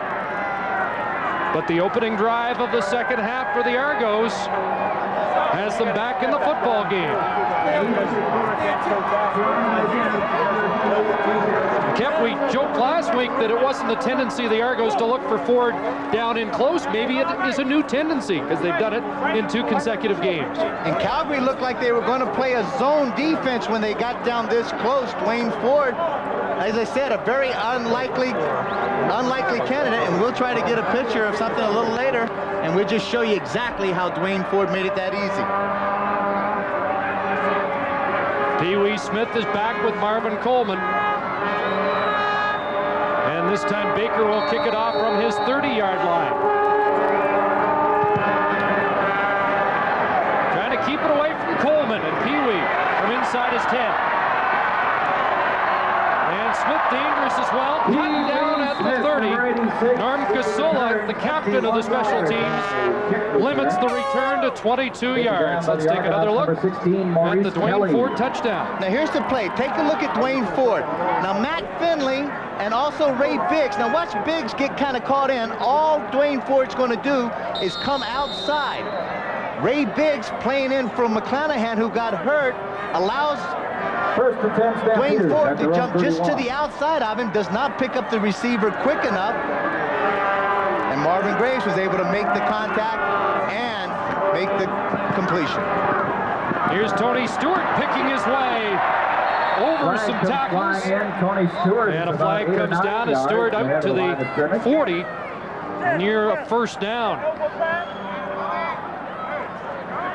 Calgary outscored last week in the third quarter against the Blue Bombers. Holding. Calgary number 34, 10-yard penalty from the point of left down. Sean Daniels called for holding, the fullback, for his running mate. Check the stats for Jeff Garcia so far tonight. 20th touchdown of the season. Only Matt Dunnigan has more. First and 20 for the Stampeders. First and 20 for Garcia.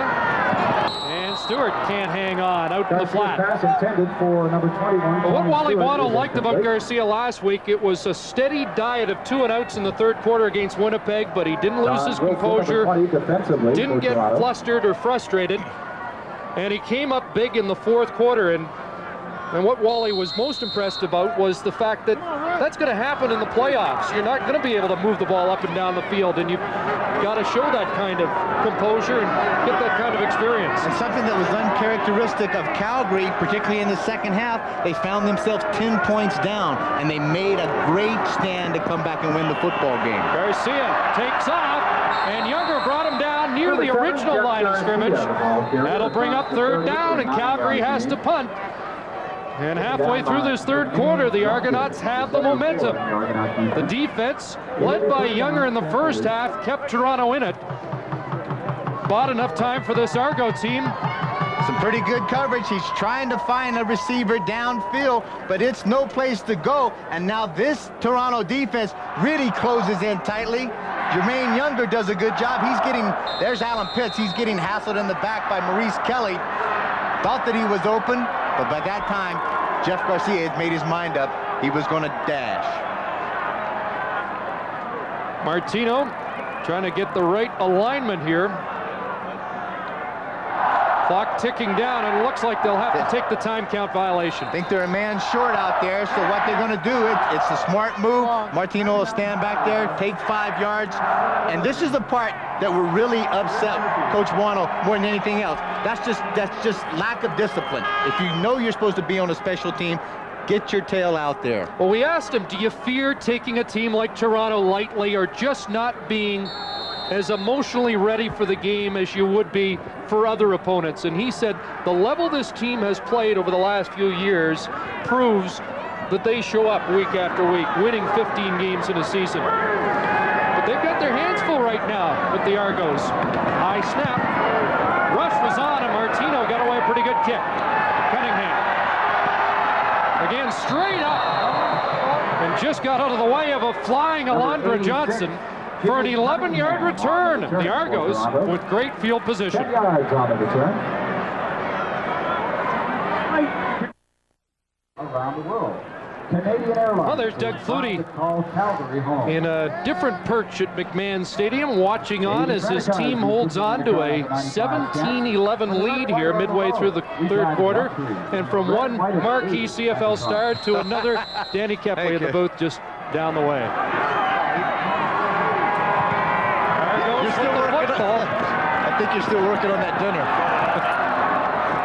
I know I don't have a chance. Clemens pushed back by Matt Finley. Number 31, the ball carrier, meets Matt Finley. Maybe a couple of Clemens forward progress on the play at the 52 of Calgary.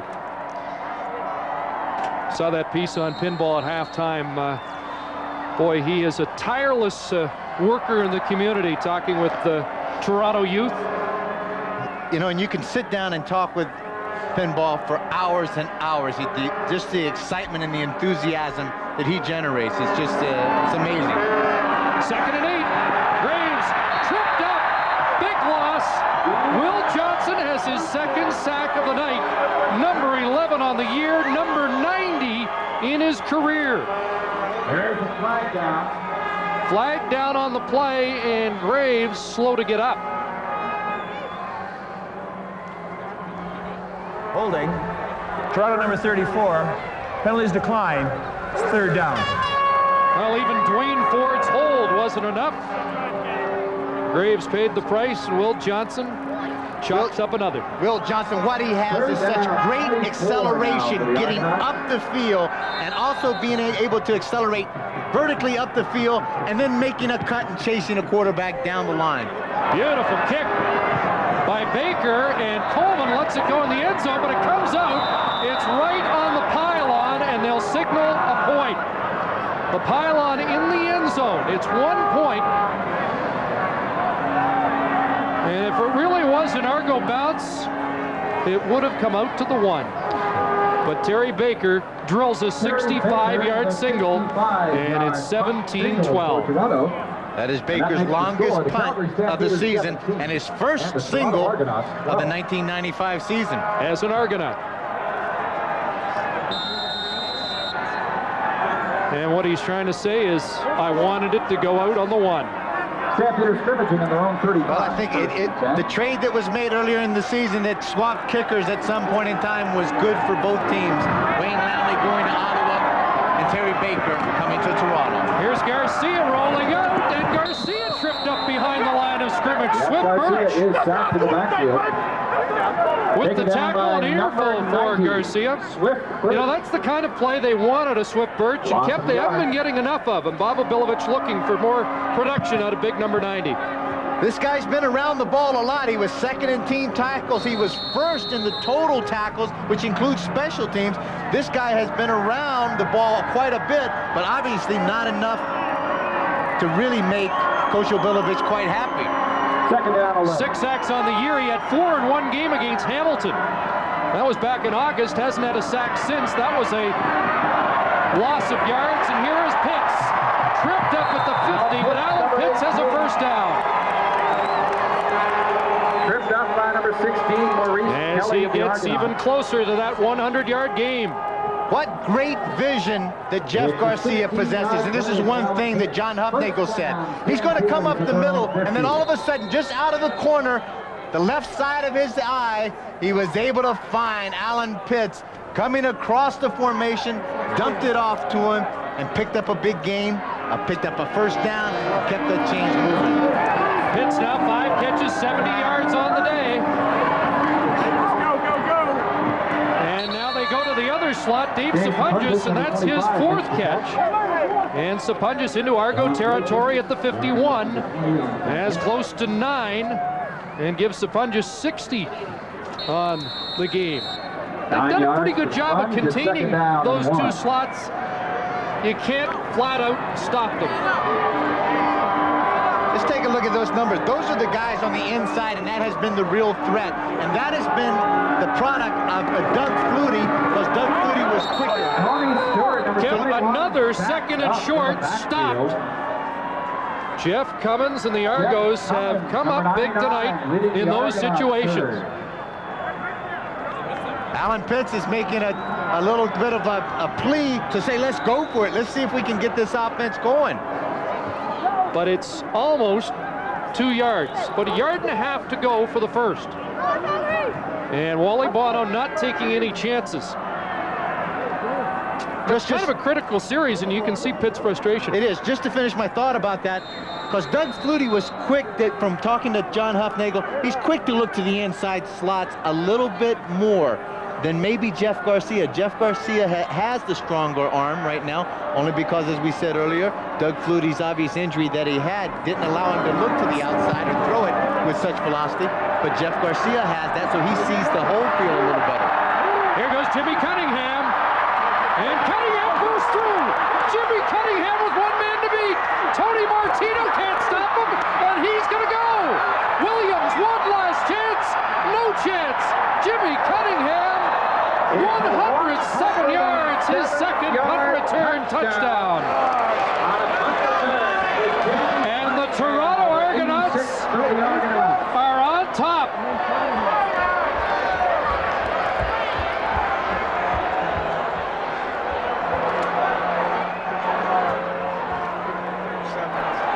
Unbelievable effort by Jimmy Cunningham, his first year out of Howard University. Just take a look. What he has brought to this Toronto team is a belief that if I get my block, this guy's got the ability to make something happen. And take a look at this. Doesn't even break stride as he goes by Tony Martino. Nobody's going to catch him once he turns those jets on. Shades of the Rocket in the 91 Grey Cup against Calgary. The Argonauts are on top here in the third quarter.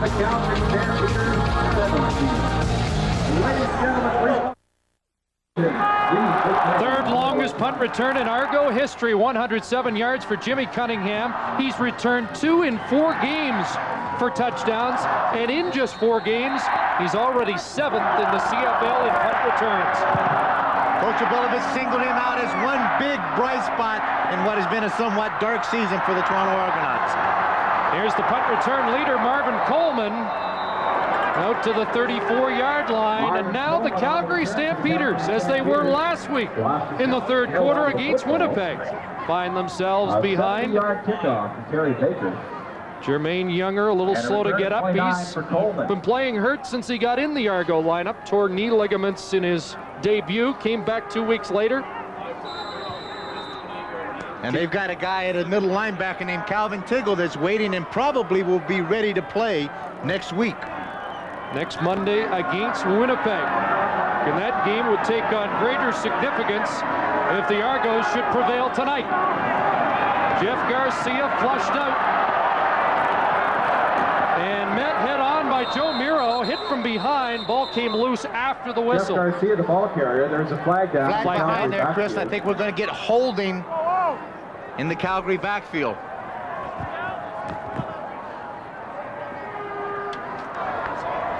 Holding, Calgary number 53. First down repeated. Holding the call on Denny Chronopoulos. By the way, we're just told that Jason Jakovic suffered a broken leg in the first half. He was injured in the first quarter on a specialty teams play. Sorry to have to pass that on. Boy, the Argos have had just a never-ending list of injuries this year. Well, it's 1st and 20 for Jeff Garcia. Anybody open? Garcia's got to run with it again. And takes a hit from Tommy Henry. Garcia up to the 39-yard line. Again, takes a hit from number 6, Tommy Henry. Well, if I'm a coach, and if I'm John Hufnagel, I'm going to stand and I'm not going to try to take any of the excitement and the enthusiasm of the way Jeff Garcia plays. But what I'm going to tell him to do is sometimes you got to take the slide. You're my #1 quarterback right now. The guy that's playing behind you hasn't been around for a while. The third guy in line I just traded for last week, take a slide. I want you to be here for the rest of the season. You can't try to run over people. Oh, he's going to try again, and he is paying the price. Gets a first down. Cummins nailed him from behind. 7-yard gain. But Garcia now has 9 carries, 89 yards. Well, he's been doing it through the air for 5 weeks. Now he wants to show you he can run like Doug Flutie. Well, here he's incorporating everything that the Calgary offense has ever stood for. A quarterback that can throw the ball to every one of the receivers, and when they're not open, then he scrambles the way that a Doug Flutie can scramble, and he's doing it all tonight. Half minute to go, third quarter, Calgary trailing. Tony Stewart, the give, broke 1 tackle at the 50, has 3. And gains 3 yards. 7th consecutive game that Calgary has gone over 100 yards. Sean Knight, the backup, has not seen action in the CFL in a regular season game. loosening up in case he's called upon. But in the third quarter, Marvin Graves finally got the offense in gear, and Jimmy Cunningham put the Argos in front. Second down. Garcia with all kinds of time, knocked down. Big Jeff Cummins, 6'6", 270 out of Oregon. Got the paws up and knocked it down. That's the end of the third quarter. A big one for Toronto. They lead after 45 minutes.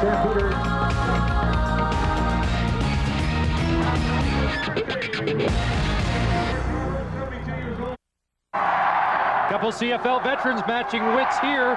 The odds were long for the guy on the right coming in. They're probably still long, even though he leads 19-17. But Bobo Bilovich's team, desperate for a win to end an 8-game losing streak and trying to keep their playoff hopes alive. As the fourth quarter begins, the net yards just 94, but Jimmy Cunningham up that with an 107-yard punt return, and that's why the Argonauts are in the lead. One thing they haven't done, Kep, is turn the ball over. They've been very good with possession as far as not coughing it up, not fumble, and also having Marvin Graves not throw the ball up for grabs. Well, you don't want to jinx anybody, but I found this an astonishing stat. As Martino does a nice job of backing the Argos up. You take away the turnovers on downs, and the Calgary Stampeders rank last in takeaways in the CFL. Marvin Graves coming out, you can see he has the right leg strapped after the Will Johnson sack. So maybe a hamstring problem. I would think it's either got to be the hamstring with the way that it's tied and the way it's wrapped, or possibly just a groin or even just a hip flexure right in the front of the quadricep. But he's got something going, so he wants to stay in.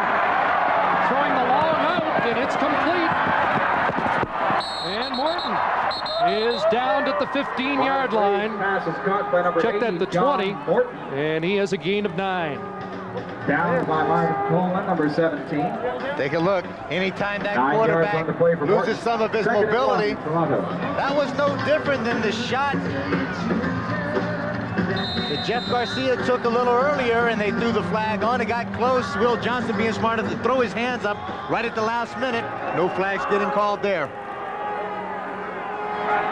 Second and short. Clements the long setback. Lunging across the 20 and is close to the first down. Done by Alondra Johnson, number 51. This Calgary defense is as good as I have seen in a long time of pursuing to the ball, getting into their lanes, doing great containment and forcing the backs to have to cut back into the pursuit. And when you cut back, as Pinball did, there is somebody there with the Calgary defense to meet you. And this will be very, very close, Chris. Well, Dr. Kepley, your diagnosis seemed to be right on. They're short, but we're told that Marvin Graves' slight groin strain should not keep him out for the rest of the game.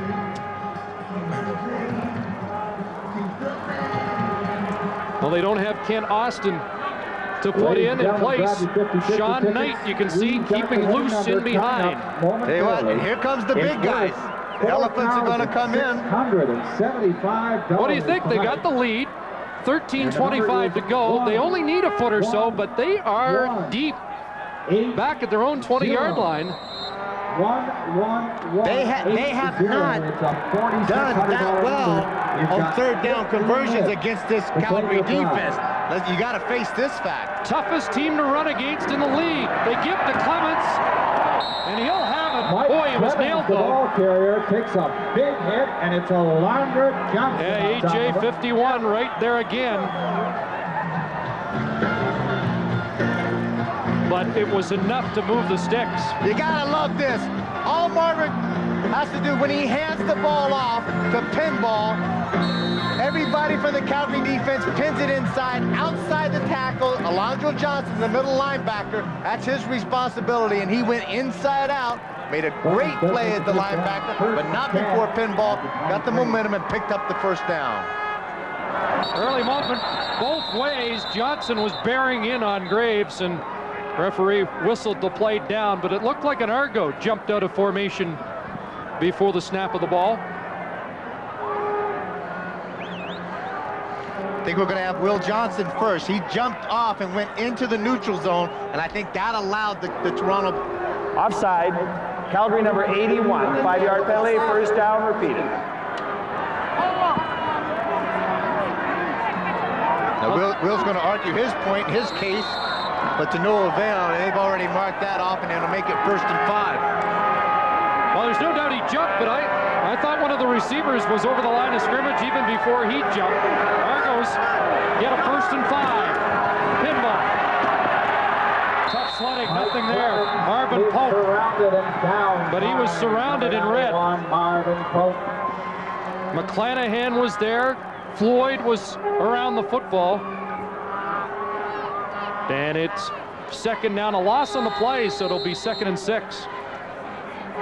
Really slow developing kind of counter trap plays like that are not going to work against this Calgary defense. You either got to run it right at them and try to get man on man up at the line and win at the point of attack, or else that stuff when you start running north and south like that, or east and west I should say, it ain't going to go anywhere. Big rush, he gets it away, and there's Clements wrapped up by Matt Finley, and they're going to be a yard or so short again. All over number 37. Let's see where they mark it. He got a good spot. He got a really good spot by the side judge there, and that allowed it to pick up the 1st down. Keep this drive alive. Mark it at the 34. You know, Kep, that's one thing they haven't been able to do very much in recent weeks. In the last 3 weeks, Pinball Clements with just 4 catches for 18 yards. 10 from the 34. They'd like to be able to use him coming out of the backfield more than that. 11 minutes to go. 1st down, Graves wide open was Jimmy Cunningham, and well, that groin strain may have been a factor there because he did not deliver the ball with an open receiver. 2nd down at 10. And OB wants him to go down on one knee, and we will see Sean Knight.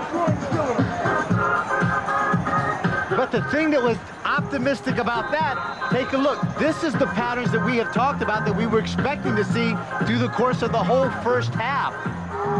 Jackie Kellogg is in there as that nickel back, and he does not get a good jam on the receiver Cunningham. And anytime that you miss a jam on a guy with that kind of speed, he's going to run by it. Calgary's very fortunate. 2 things. One, that Marvin Graves threw the ball off target. Sean Knight getting set to come in. We'll take a break. Stay with us from McMahon.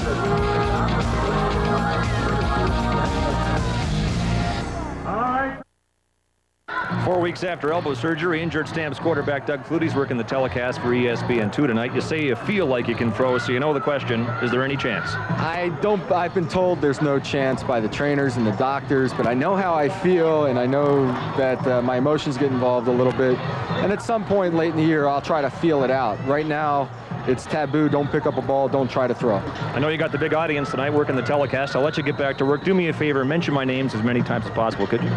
Sure. Pay me off. Thanks, Doug. Doug just came over and said, do you have anything on Sean Knight? I said, well, he's from William and Mary, Norfolk, Virginia, and he's a Flutie-type quarterback. And he kind of rolled his eyes. Yeah, he's heard that before.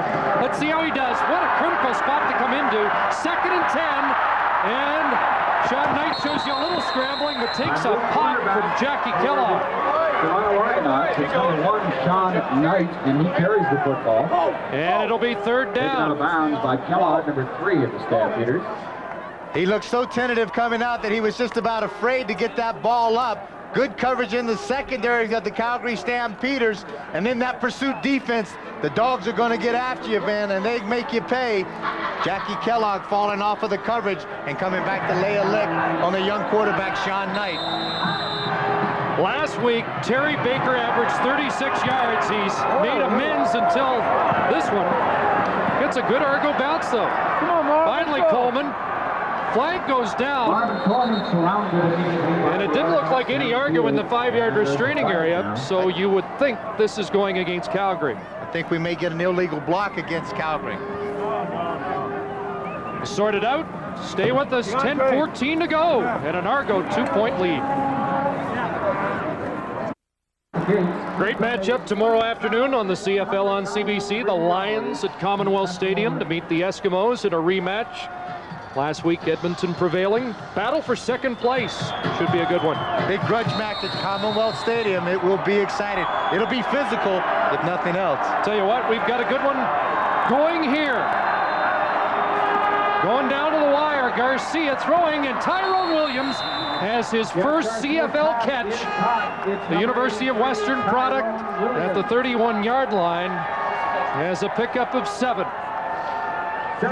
Couple of weeks exclusively on special teams, and now slowly being worked into the offense. They put 4 receivers to the wide side, 2 to the short side, and he comes back as Jeff Garcia starts to read the outside linebacker. When that outside linebacker stands right in that area, it allows the wideout to work in the coverage, and he found Tyrone Williams. 2nd and 3. Garcia now throws over the middle, hit immediately by Joe Sardo, but Alan Pitts has a first down. This Calgary offense, averaging 38.8 points per game, has been held to 17 so far tonight.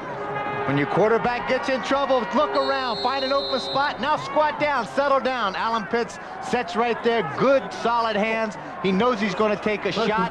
He's able to hold on to that ball. 6 defensive backs in. Maurice Kelly, the extra back for Toronto. First down, Garcia. Pressure on. There's Williams, another catch in front of Marcelo Simmons at the 40, maybe the 41, but a short gain on the play. Joe Sardo, number 38. Last win for the Argos at McMahon Stadium, 1988. In fact, Toronto hasn't beaten Calgary since the 91 Grey Cup. And last year, 52-3. There were more than a few people, I think, expected this could be a similar type of game.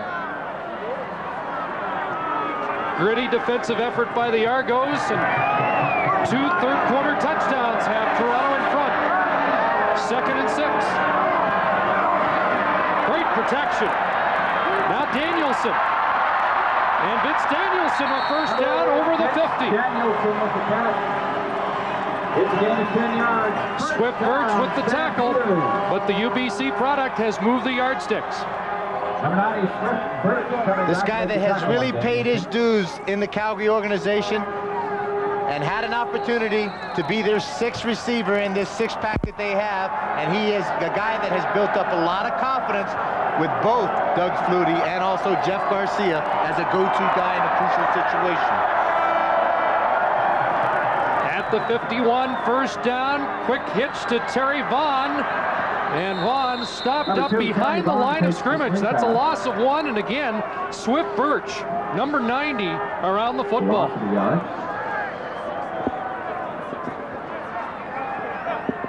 Calgary trying to confuse the Toronto defense ever so slightly as far as lining up Terry Vaughn as a back in the backfield and then waggling to either the weak side or the strong side and running different plays from that formation. Toronto steps back, plays in a zone, forces them to throw everything in front of them, and then reacts to it. Jeff Garcia's unbeaten record on the line here tonight as a starting quarterback. 2nd and 11. Again, a lot of steamboats, and he has Danielson down at the Argo 38-yard line. Number 88, Vince Danielson with the catch. 22 yards, Garcia to Danielson. Ken Olcott, number 24, brings it down. Well, Calgary opened the scoring on the 17-yard touchdown pass to Tony Stewart, at least the first major score. Argos got within a field goal before a Garcia 1-yard run. And McLaughlin made it 17-4. That was the halftime score. Ford, 3-yard touchdown pass. Baker a single, and then Jimmy Cunningham. That's where we stand. Garcia in trouble. And Jeff Garcia got away. Hodges, he breaks the tackle and kept the Argo defense that's played so well. Should have had Garcia for a big loss. I think the last time I was reading my Superman comic books, Superman had red and blue on. I think tonight he just has red on because what a tremendous individual effort. Look at the strength in the leg drive that Jeff Garcia shows. He keeps working, gets away from the tackle. Then he finds Dave Sapunjas open in there, and Sponge starts working to pick up a couple extra yards. Got 7, 2nd and 3. Garcia keeps, throws, Pitts. Hit hard by Marcelo Simmons, but hung on. Alan Pitts, and the Stampeders are rolling. A little bit of what we've heard before when you think about Damon Allen, that naked bootleg sallied ran, comes out all by himself, finds Alan Pitts sitting down there in the flat, makes a good throw. Well, they're not thinking about records on the Calgary bench, but Pitts 11 yards away from a 41st 100-yard receiving game, which would tie Brian Kelly's CFL mark. Right now, though, the Stampeders trying to recapture the lead. Garcia chased by Sardo and company, and he's down to the 12-yard line. Close to another first down. Jeff Garcia closing in on 100 yards rushing. Now he comes back. This is the same identical play that he ran the previous before. Now watch this. He's out there running the naked bootleg. Pitts makes the out, sitting wide open. Jeff Garcia premeditated that run. He's going to take it, turn it up the field, and scramble for the first down. Or the second and just very short.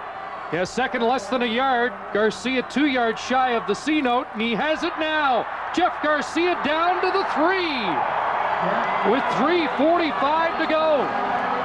Garcia with his first 100-yard plus rushing game in his brief but scintillating career. This should never happen. If you're a Toronto defender, and there you are, that's Jermaine Younger, you're keying one person, the quarterback. When he takes the snap and comes out there all by himself, you should meet him right there on the corner, nose to nose, and drive him right back on his back. Put another blue mark on his helmet if you can. Put one on the other side, you got it balanced. Now that helmet doesn't weeble and wobble on his head. First and goal from the 3. Fake to Tony Stewart, and Garcia will walk in. Touchdown.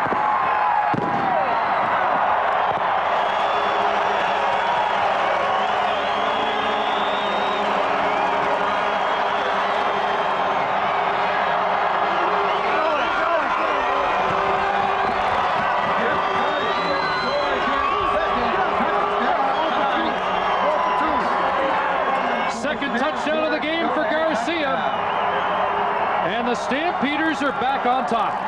Take the dive inside. You've got Jamie Crysdale is going to lead the way out in there, and that gave Jeff Garcia the option to either throw the ball to the out to Alan Pitts or to run it in, just as he did. And now they decided they're going to go for 2-point conversion. Yeah, it's a 4-point lead. The 1 doesn't help. 2 will put you a pair of field goals ahead. Let's see what they do. 4 receivers right. Garcia looking that way. And he has Terry Vaughn. Number 2 has 2 more. And it's a 25-19 Calgary lead.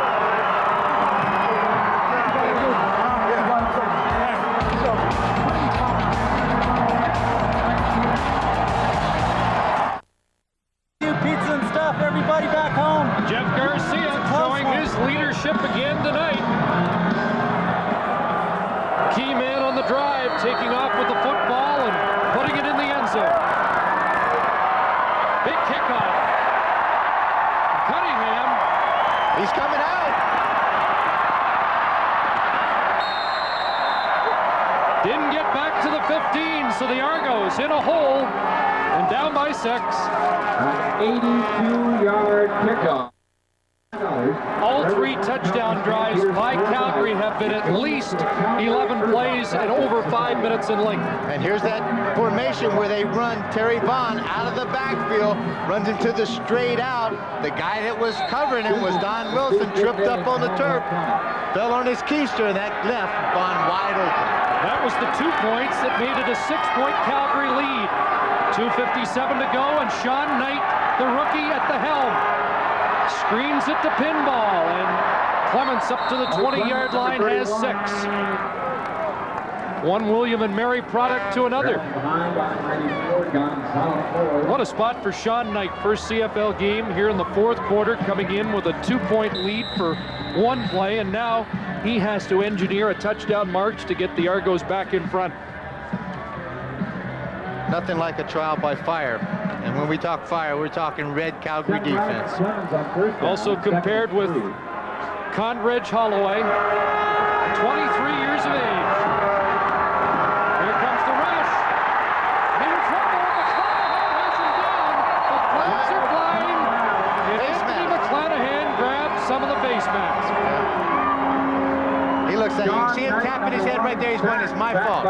So that's my bad. I made a good play, and I could not get my hand off the face mask. That's all.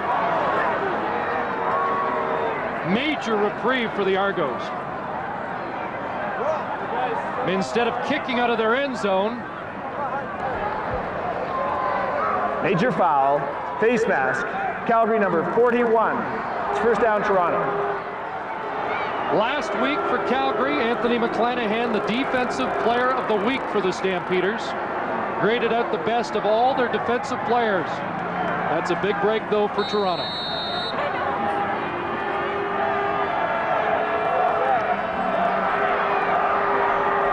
At the 36, first down, 2:24 to go. First and 10 at the 36. Short drop. McClanahan's after him again. And Stu Laird throws him out and draws another flag. A little exuberance there, and Laird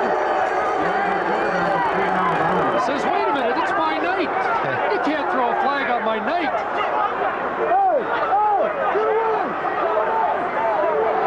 I know Stu Laird pretty well. He's just not that kind of ball player that he's going to take a cheap shot and throw anybody around. Had the guy out, and he just kind of threw him to the side a bit. I think the tumble and the hitting the ground. Major foul, unnecessary roughness, Calgary number 75. First down, Toronto. Just to finish it, and that was on the quarterback himself, Knight. And now they're not stewing, they're booing. But it's the official that's the target. After Knight was targeted by Laird. So back-to-back major fouls, 2:16 to go, and the Argos have it up at their own 51-yard line. The young kids have to understand, we just have to get rid of the ball somehow. You can't hold the ball long against this Calgary defense. Down to Clements. And a flag down. Clements broke the tackle. Looked like Jackie Kellogg of the Stampeders was blocked from behind. And this time the flag's going the other way. Illegal block, Toronto number 79. 10-yard penalty, first down repeated. Rob Grifo trying to help Pinball Clements. Well, it's resorted to the fact of trying to take the heat off and in crucial situations come back with a screen pass to both sides. You can see the penalty set up for tonight. 14 for 110 against Calgary. Fairly uncharacteristic. These guys are a pretty disciplined football team. First down over, and it's 20 yards to go for Sean Knight. Argos need a touchdown. And Knight throwing, looking for Cunningham, incomplete. Sean Knight's pass intended for number 86. Well, this kid's been well scouted by the Argonauts. Jerry Sazio is a Toronto scout in Virginia and was the AD at the high school where Knight played. In fact, the Argos always run a camp in the spring in Virginia, and even as a high school player, he'd work out there. Now getting a chance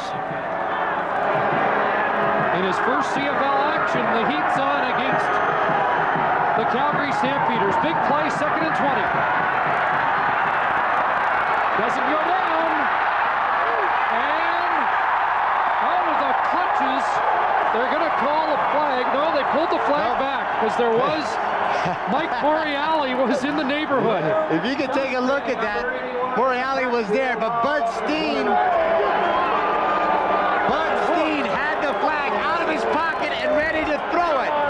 And then he stopped. That's Frank Spaziani, the defensive coordinator of the Calgary Stampeders. He felt for sure there's a flag should be thrown. Third down, 1:54 to go. And on 3rd and 20, Terry Baker will kick it away and put it back in the hands of the Argo defense. Coleman at his 26. And Marvin Coleman found a bit of a seam up to the 40. Coleman, number 17. There's your story. 15 yards. Last week, in a similar circumstance, the Argos punted it away and the defense couldn't get it back. Saskatchewan ran out the clock. Calgary will try to do the same. Special teams tackle, 44 yards on the kick for Terry Baker. Check the numbers out for Jeff Garcia tonight. 24 for 33, 260. One touchdown. Not a stellar night for him, but it has been effective. He's been rushing the ball a little bit more tonight himself, putting more pressure on the defense. Garcia rolls out, throws, and there's Pitts. And Alan Pitts has a lot of room into Argo territory, across the 50, and that is another 100-yard game. And Alan Pitts with more CFL receiving history as he ties Brian Kelly's record. 8th time this year he's gone over 100. Thanks to that 21-yarder, he has tied a CFL mark. The naked bootleg coming out all by himself. This was there 3 or 4 plays earlier. Alan Pitts going up the sideline, comes back in. And then Donnie Wilson comes in and puts the corral around his neck, a little clothesline, and takes Pitts down on the ground. Clock running, 49-yard line of Toronto. Tony Stewart lunging across the 45 and has 6. John Knight had to come in to replace an injured Marvin Graves, and he's hoping for one more chance. But this one's slipping out of the Argos' grasp. Boy, the possession drives have been a story tonight, though, Kep. 2 over 5 minutes. The go-ahead touchdown scored on a drive of over 7 minutes, engineered by Jeff Garcia. And they hurt you with those long drives with so many different weapons. Garcia rolling out behind Crysdale, missed contact there, and then takes a hit as he lunges for another first down. Stayed in bounds, 47 seconds left. The ball carrier for the Stampeders, and it's first and Garcia's down also... Jeff Garcia has impressed me tonight, just being a tough guy. I mean, really, just running the ball, taking the licks, number 74 on the tackle, and getting up quick. I tell you what, he's sustained drives. He's picked up first downs on his own.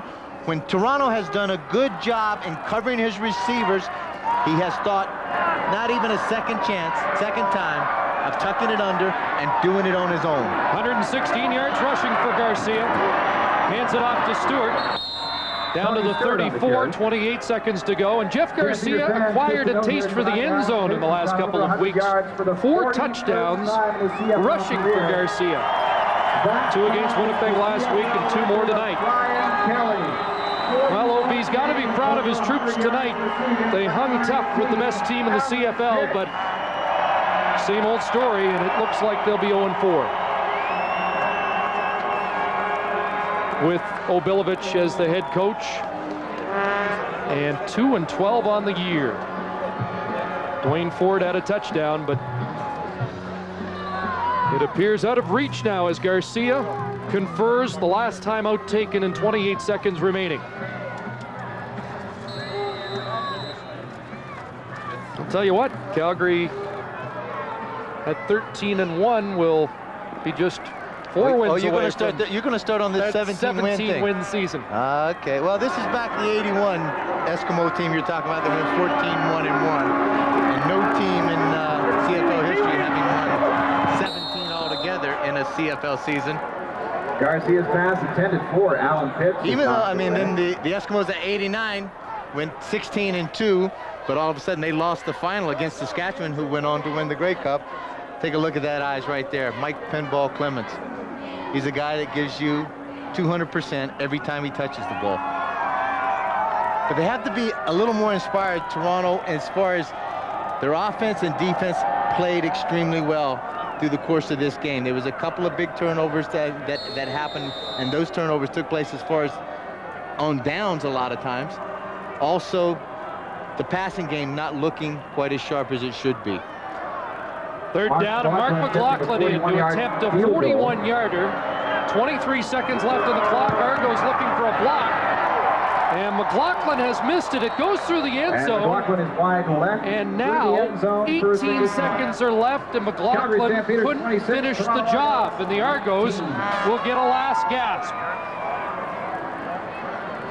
26-19, a 7-point lead, but the Argos do get the football back for 18 seconds.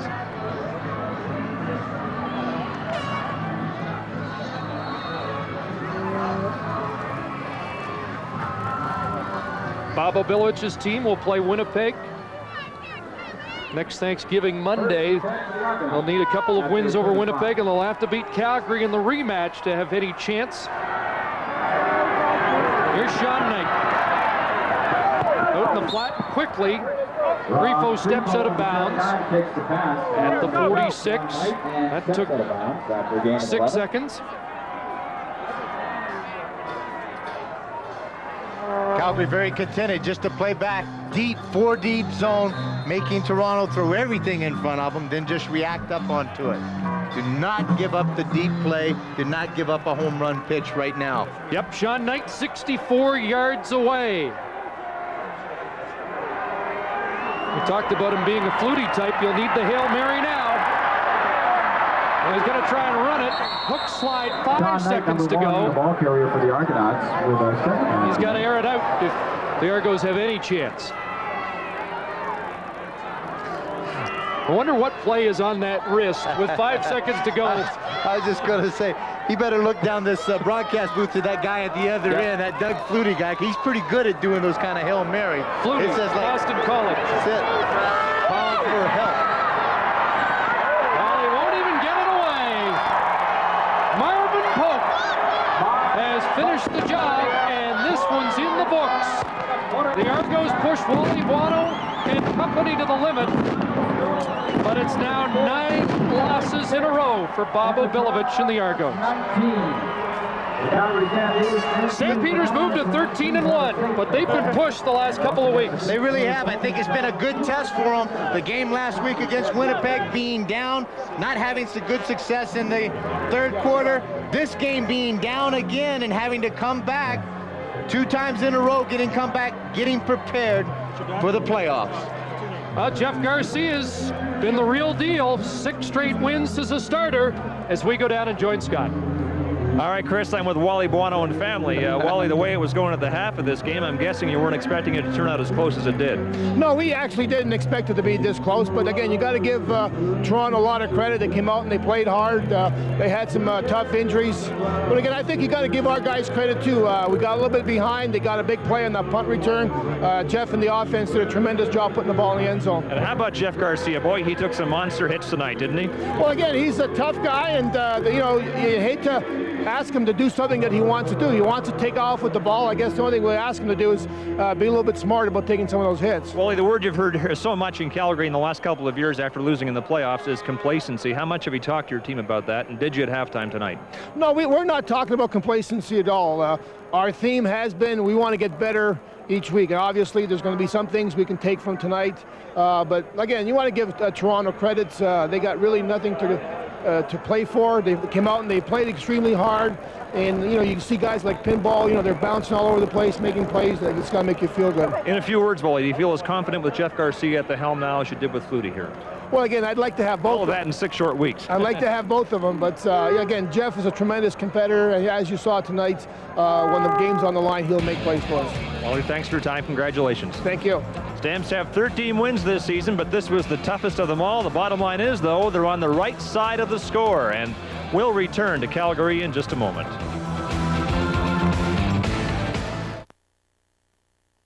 Well, that's a great accomplishment. Brian Kelly was a great receiver in this league for a long time. So, I feel good about that. Of course, this was another battle for us tonight. We probably didn't come out and play as well as we would have liked to, but getting a win with, we know everybody's gunning for us, and we're happy with that. All right, here's the play in which you went over 100 yards tonight. I think this went for about 21 yards, and you needed it because you were only around the, 85-yard mark to this point in the game. Right. That's just a bootleg with the out that we ran. They were back in a prevent-type defense, so it was kind of open, and, I was just able to run with it after I made the catch. Alan, I'm freezing here, so if I die of exposure, take over, will you? Because I foolishly underpacked for this trip. Didn't count on it being quite as cool in Calgary this evening. But what about a point you just alluded to, and that's having Jeff Garcia throw you the ball? Do you feel as confident with him at quarterback as you did with Doug Flutie? Well, I think, with Doug, he and I clicked very well. We played together for a few years. Jeff is just getting in there. He's doing a great job of running the offense, and that's all we can ask of him. And I just think, as time has gone on, things have gotten better between he and all the receivers. Jeff Garcia's over there signing autographs, and we're going to get somebody to bring him over in just a second so we can have a word with him. I asked Wally Buono this question. What about complacency on this team? I don't want to say that we're complacent. I think, as time goes on, and some of the teams with not as good as records, maybe we're not thinking focus as much as we should be. But I don't want to say we're not coming out working hard. I just think, those teams are continuing to work hard trying to knock us off, and coming after us. And we just have to realize that we have to, each and every game, still come out and play real hard. All right, Alan, thanks for your time. All right. Stampeders win tonight in large part because of Jeff Garcia's performance. He scored 2 touchdowns on the evening, and this was the second of them. This, followed by the 2-point convert, provided the Stampeders with the winning points. You were cruising at the half, and then they made it close. Now that I've told you how the game went, how'd you feel? Oh, they did a great job tonight. They really did a good job of playing zone and getting underneath the receivers. And we're going to find some struggles like that, and we overcame it, and we got a victory, and that's what counts. Let's dispense with one fallacy, and that's that you're playing so well because you don't understand what pressure you're under. I would suggest, with all you've been through in your life and the football you played, you know all about pressure. Oh, what pressure? I'm just out there having fun. No, there's definitely pressure, but I try to take it one day at a time and just make the most of every opportunity, and I think I've been able to do that, and I'm having a great time. It's exciting to me, and I'm just looking to take it as far as I can go. And as far as you can go could be the Grey Cup. Jeff, thanks for your time. All right, thank you. All right, Jeff Garcia and the Calgary Stampeders win tonight at McMahon Stadium, just holding off the Toronto Argonauts.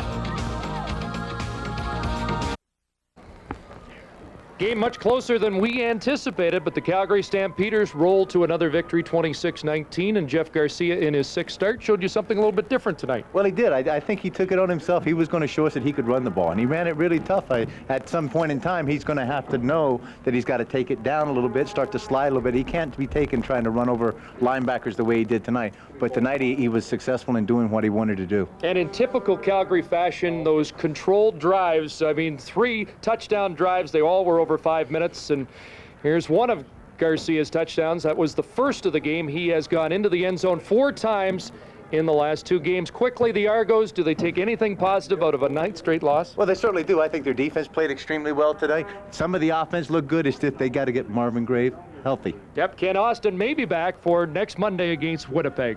Let's join Scott.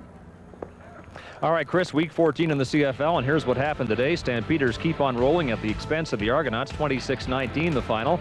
In Ottawa this afternoon, San Antonio Texans, fast establishing themselves as one of the CFL's elite teams, beat the Riders handily. We want to remind you that coming up tomorrow night on Sunday Night Racing, following late local news, it's the European Grand Prix from Nürburgring, Germany, as Michael Schumacher is out to pad his lead in the standings. And tomorrow afternoon, we'll be in Edmonton as the Eskimos and Lions complete their home-and-home series and continue their battle for second in the North. In Calgary tonight, Stamps continued their charge to the CFL finish line. Thanks for watching, and good night.